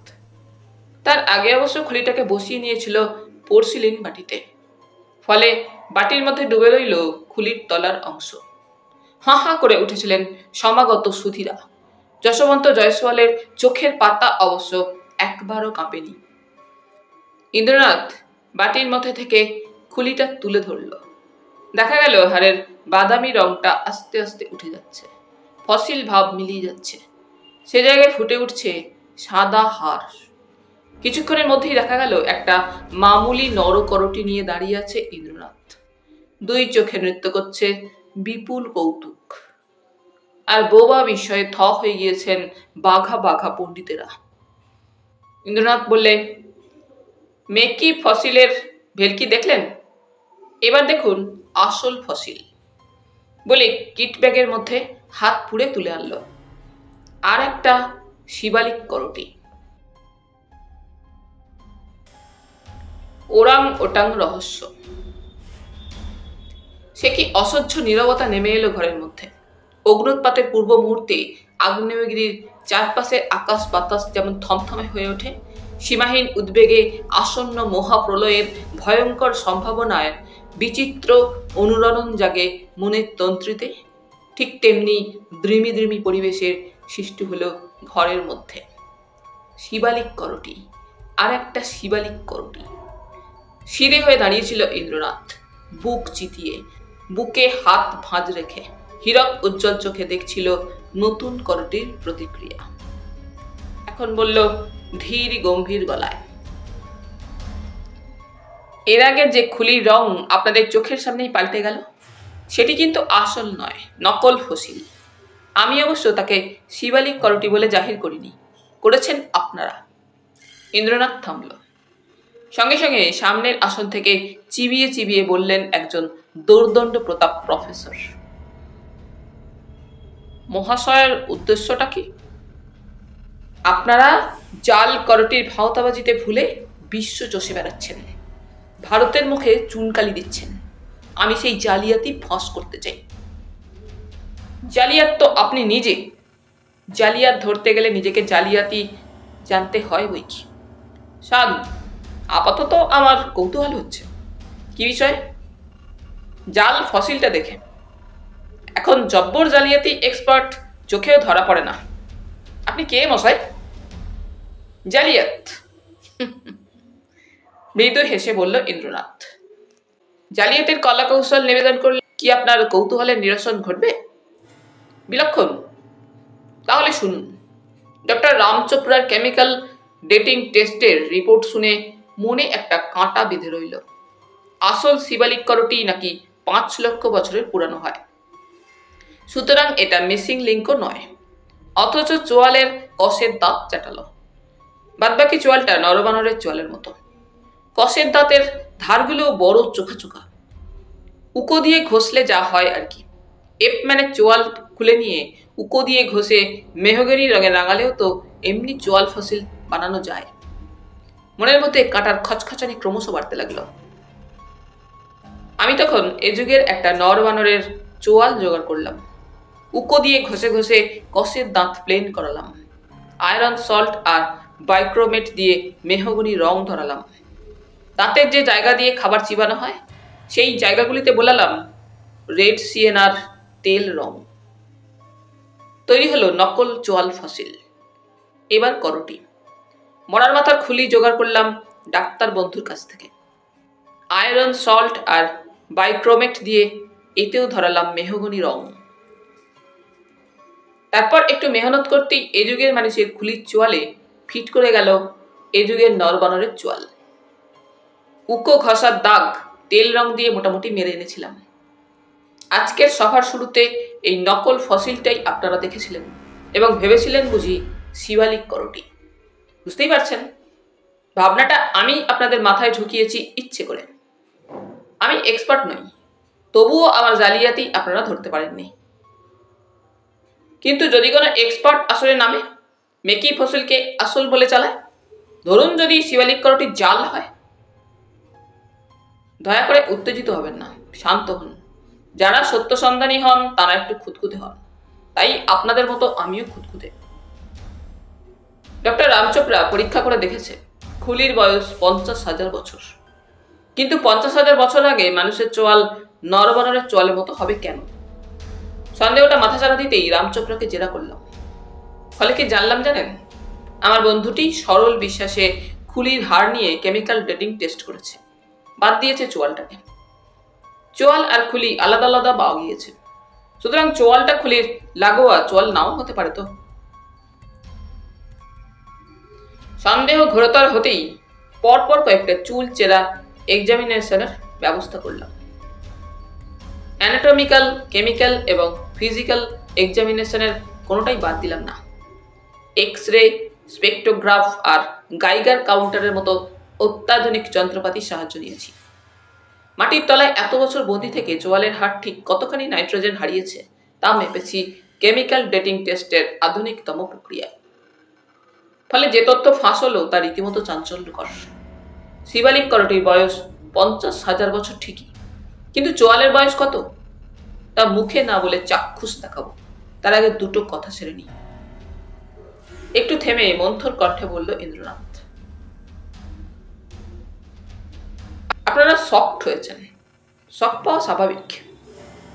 এত বড় জালিয়াতি প্রতারণার ইতিহাসে বিরল। একেবারে নজির নেই একথা বলবো না, ব্রিটিশ মিউজিয়ামে রক্ষিত পিন ডাউন ম্যানের করটি দীর্ঘ 40 বছর ধরে বোকা বানিয়েছিল তাবৎ বৈজ্ঞানিকদের। ডক্টর আর্থার স্মিথ উডওয়ার্ডের মতো দামি প্যালেন্টোলজিস্টও ধরতে পারেননি জাল চোয়ালকে।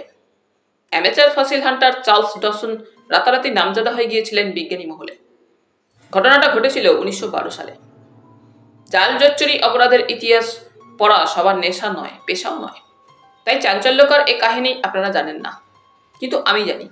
কারণ জাল জচ্চুরি অপরাধ চর্চা করা শুধু আমার নেশা নয়, পেশাও বটে। আমার পরিচয়টা এবার আমি নিজেই দিচ্ছি। আমাকে অপরাধ বিজ্ঞানী বলতে পারেন। আমার নাম ইন্দ্রনাথ রুদ্র, প্রাইভেট ডিটেকটিভ। শুনে সামনের সারি প্রফেসরদের চোয়াল এমনভাবে ঝুলে পড়ল যে ছোপ ধরা দাঁতের শাড়ি পর্যন্ত দেখা গেল স্পষ্ট। আত্মপ্রশস্তি করছি বলে কিছু মনে করবেন না। ডিটেকটিভ ব্রেনের ট্রেনিংই আলাদা। তাই বেমক্কা বেমানান কিছু চোখে পড়লেই মনে গেঁথে যায়। অনুসন্ধিৎস মনটা তাই নিয়ে ভাবতে থাকে।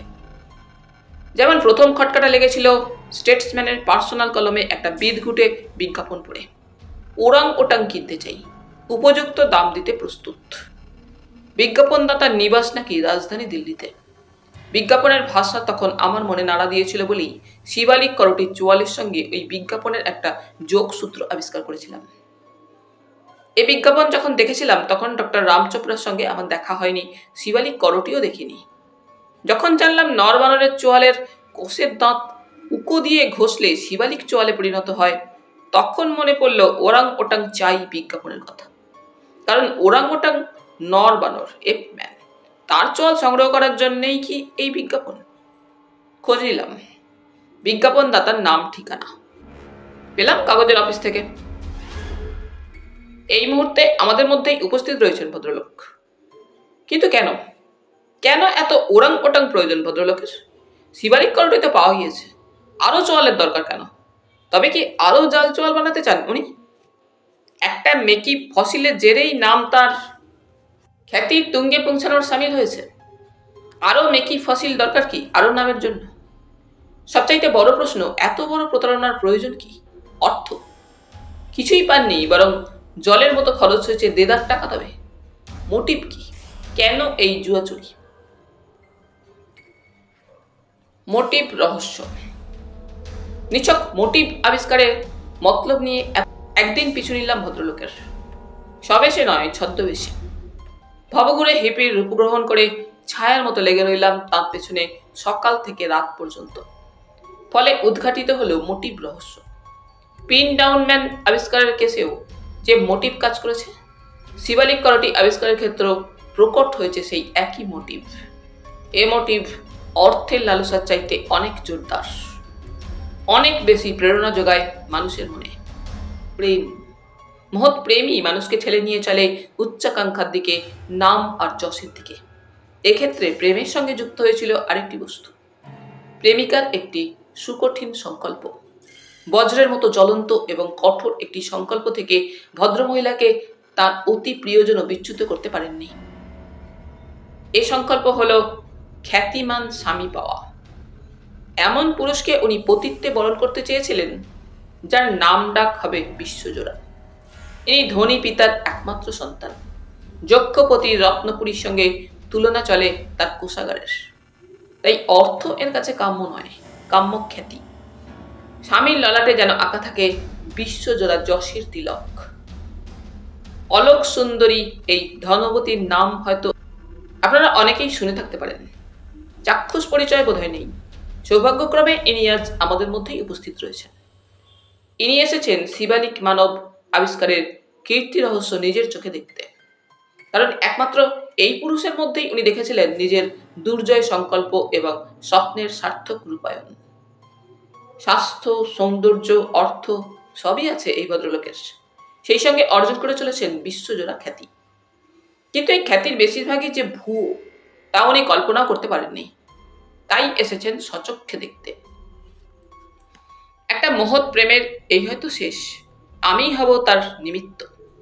বুক আমার ভেঙে যাচ্ছে পরিণতি ভেবে, তবু আমার কর্তব্য করতে হবে, কারণ আমি সত্য সন্ধানী। সত্যকে অন্ধকার থেকে আলোয় নিয়ে আসাই আমার ব্রত। শেষ এক্সপেরিমেন্ট করার আগে একটা কথা বলে রাখি, একালের হাতে রং ধরিয়ে সেকালের ফসিল তৈরির সন্দেহটা দৃঢ়মূল হয়েছিল ডক্টর রাম চোপড়ার স্মৃতিচারণ শুনে। রাম চোপড়া একদিন এই প্রেমিক জালিয়াতের ল্যাবরেটরিতে ঢুকে পড়ে একটা আশ্চর্য দৃশ্য দেখেছিল। ভদ্রলোক অনেকগুলো হাড়গোড় বিভিন্ন রঙের কেমিক্যাল সলিউশনে ডুবিয়ে রেখেছিলেন একটা পোর্সিলিনের পাত্রে। রাম চোপড়াকে দেখেই উনি ভূত দেখার মতো চমকে উঠেছিলেন। শুধু তাই নয়, ইচ্ছে করে আড়াল করে দাঁড়িয়েছিলেন যাতে রাম চোপড়া বাটিগুলো দেখতে না পায়। ঘটনার বিবরণ শুনেই খটকা লেগেছিল আমার ডিটেকটিভ ব্রেনে। চমকালেন কেন ভদ্রলোক? আড়াল করতে চাইলেন কেন? নিশ্চয়ই মেকি ফসিল বানানোর এক্সপেরিমেন্ট চালাচ্ছিলেন। কে জানতো না জানিয়ে রাম চোপড়া দেখে ফেলবে তার গোপন কীর্তি। তাই প্রথম হানা দিয়েছিলাম তার ল্যাবরেটরিতে। এই জন্য অবশ্য আরেকটা ছদ্মবেশ ধারণ করতে হয়েছিল। বোম্বের ফিল্ম প্রডিউসার সেজে গিয়েছিলাম ভদ্রলোকের বাড়ি। তারপর যৎসামান্য কেরামতি দেখিয়ে ঢুকেছিলাম ওর কীর্তিকলাপের গুপ্ত কারখানায়। সঙ্গে ক্যামেরা ছিল, তাই দিয়ে ওর ফসিল সৃষ্টির সব কাণ্ডে তুলে এনেছি। এই দেখুন সেই সব ছবির এনলার্জমেন্ট। বলে কিট ব্যাগের ভেতর থেকে একটা পেল্লায় খাম বের করলো ইন্দ্রনাথ। অনেকগুলো ফটোগ্রাফ টেনে নিয়ে ছড়িয়ে দিল টানা টেবিলের উপর। বলল, ফটোগুলো যে জাল নয় তা এসে পরীক্ষা করে যেতে পারেন। এর মধ্যে একটাই দেখবেন একটা খবরের কাগজের কাটিংয়ের এনলার্জমেন্ট। কাটিংটা ভদ্রলোকের কাগজপত্রের মধ্যেই পেয়েছিলাম। এই দেখুন। বলে ইন্দ্রনাথ একটা 10 ইঞ্চি বাই 12 ইঞ্চি এনলার্জমেন্ট তুলে ধরল সবার সামনে। খবরের কাগজে প্রকাশিত একটা সংবাদের বিবর্ধিত ফটোগ্রাফ। বলল ইন্দ্রনাথ, খবরটা বছরখানেক আগেকার। এই খবর পড়েই জালিয়াত ভদ্রলোকের উর্বর মগজে অভাবনীয় এই জালিয়াতির পরিকল্পনা এসেছিল। আমার এই অনুমান সত্যি কিনা উনি নিজেই বলতে পারেন এই মুহূর্তে আপনাদের সামনে। শেষ এক্সপেরিমেন্ট। কিছুক্ষণের জ্যোতি দিল ইন্দ্রনাথ। ঘর নিস্তব্ধ। এমনকি কাঠের পুতুলের মতো বসে থাকা মানুষ কটি ঘাড় ফেরাতেও যেন ভুলে গেল। সৎসাহসের অভাব হয়েছে ওর, নইলে নিজেই উঠে দাঁড়াতেন। যাক, আমি বলছি। খবরটা বেরিয়েছিল গত বছরের মে মাসের প্রথম সপ্তাহে। পাঞ্জাব ইউনিভার্সিটির অ্যানথ্রোপোলজিস্টরা একটা বিবৃতি দিয়েছিলেন চণ্ডীগড়ে। শিবালিক অঞ্চলে খোঁড়াখুড়ি করলে নাকি 1 কোটি থেকে 1.5 কোটি বছরের পুরানো নরবানর জাতীয় পূর্বপুরুষের জীবাশ্ম পাওয়া যেতে পারে। ফলে মানবজাতির জন্মরহস্যের হদিশ মিলতে পারে।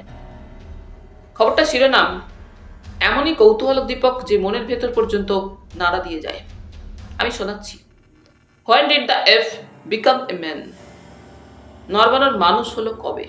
খবর পড়েই অভিনব আইডিয়াটা এসেছিল জালিয়াত ভদ্রলোকের মাথায়। পাঞ্জাব ইউনিভার্সিটিকে রাতারাতি ঠকিয়ে বিশ্বজোড়া নাম কেনার অসম সাহসিক ফন্দি। এই পটভূমিকার জন্যই ডক্টর মুখমুরাও সন্দেহ করতে পারেননি ওকে। দৌড়েছিলেন শিবালিক অঞ্চলে।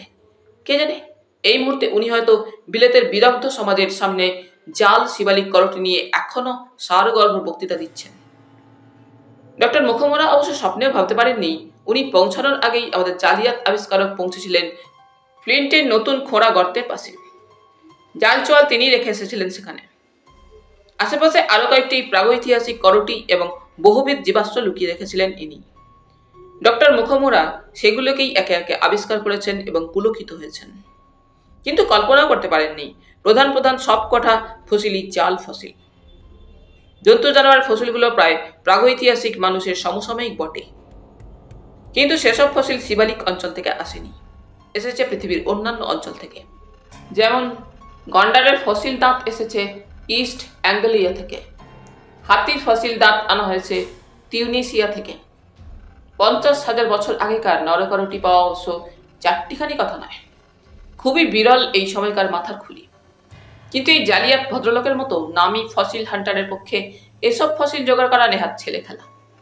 আমি সচক্ষে ওর ল্যাবরেটরিতে এরকম দুষ্প্রাপ্য করটি আরো অনেক দেখে এসেছি। এই দেখুন তার ছবি। বলে পরপর 3টি এনলার্জমেন্ট তুলে ধরল ইন্দ্রনাথ। প্রতিটি খুলির বয়স কমসে কম 50,000 বছর। কেন একটি খুলিকে উনি মিসিং লিঙ্ক বলে চালিয়েছিলেন? আমার তো মনে হয় মিসিং লিঙ্ক আরো বেরোতো। ভদ্রলোক মিউজিয়াম থেকে একটি খুলি নিতেন, তার সঙ্গে আধুনিক এপম্যানের চোয়াল লাগাতেন, তারপর এখানে ওখানে পুঁতে রেখে আপনাদের দিয়ে সেই ফসিল উদ্ধার করাতেন।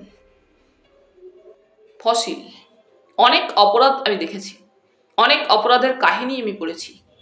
ভাগ্যিস পিন ডাউন ম্যানের কুকীর্তি পড়া ছিল, ভাগ্যিস ওরাং ওটাং চাই বিজ্ঞাপন চোখে পড়েছিল, নইলে ফসিল নিয়ে এমন অসাধারণ প্রতারণা আমার কল্পনাতেও আসতো না।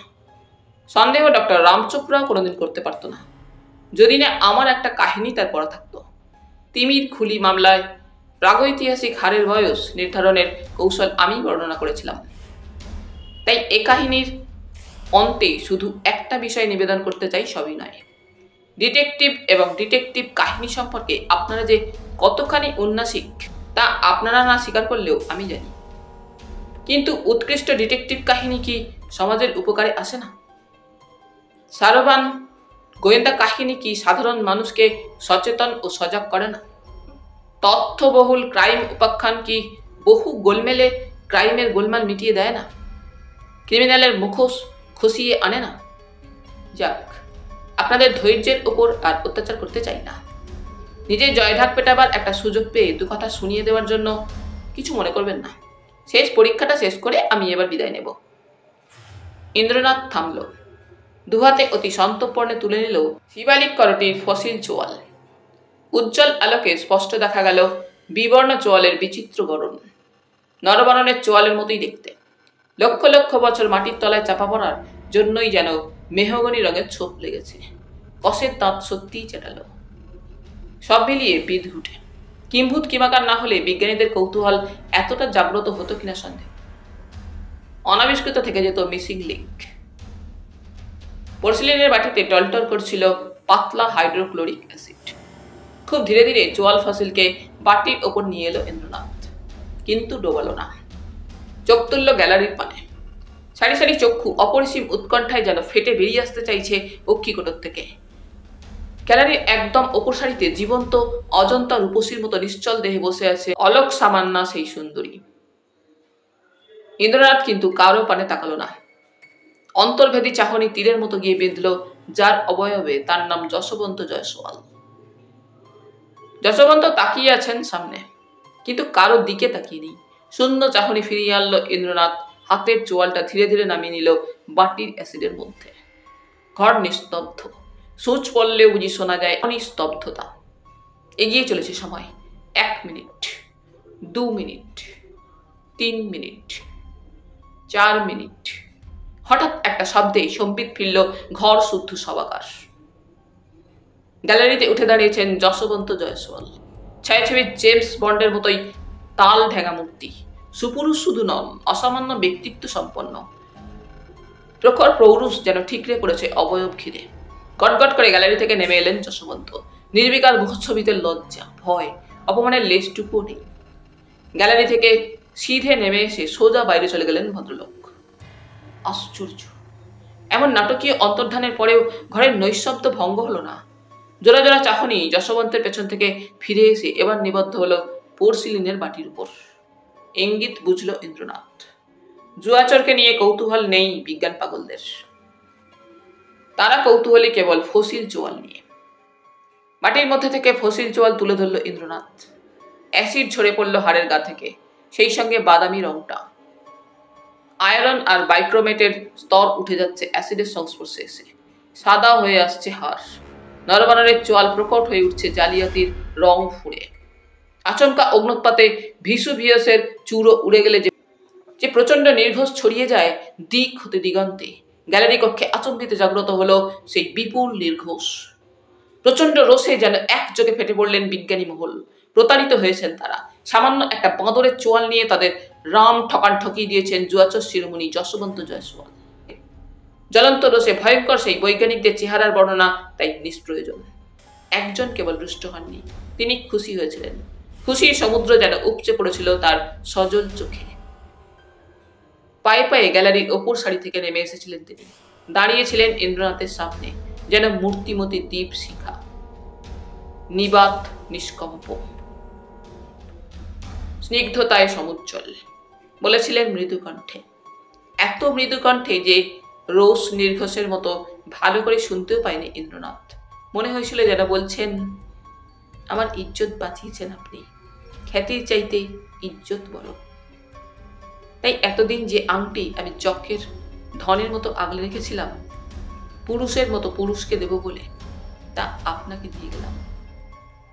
বলে অনামিকা থেকে আংটিটা টেনে বার করেছিলেন অলোক সুন্দরী। বড় আকারের একটা হিরে বসানো আংটিতে, লালাভ হিরে, রক্তদূতি যেন বিচ্ছুরিত হচ্ছে ভেতর থেকে।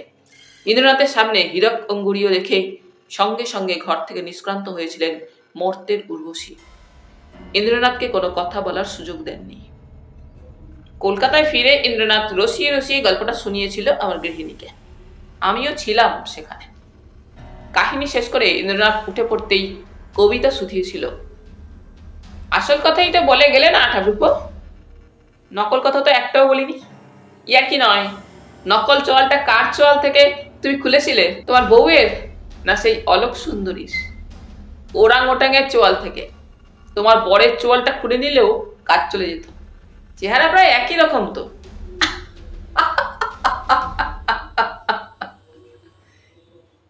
শুনে আমি অট্টহাস্য করেছিলাম। কবিতা মুখ লাল করেছিল আর চম্পট দিয়েছিল ইন্দ্রনাথ রুদ্র। তাহলে বন্ধুরা, আজ এই পর্যন্তই। গল্প পাঠ তোমাদের ভালো লেগে থাকলে তোমাদের কাছে আবারও অনুরোধ থাকলো, লাইক, শেয়ার এবং সাবস্ক্রাইব করে তোমাদের মূল্যবান মতামত পাঠানোর জন্য। ধন্যবাদ।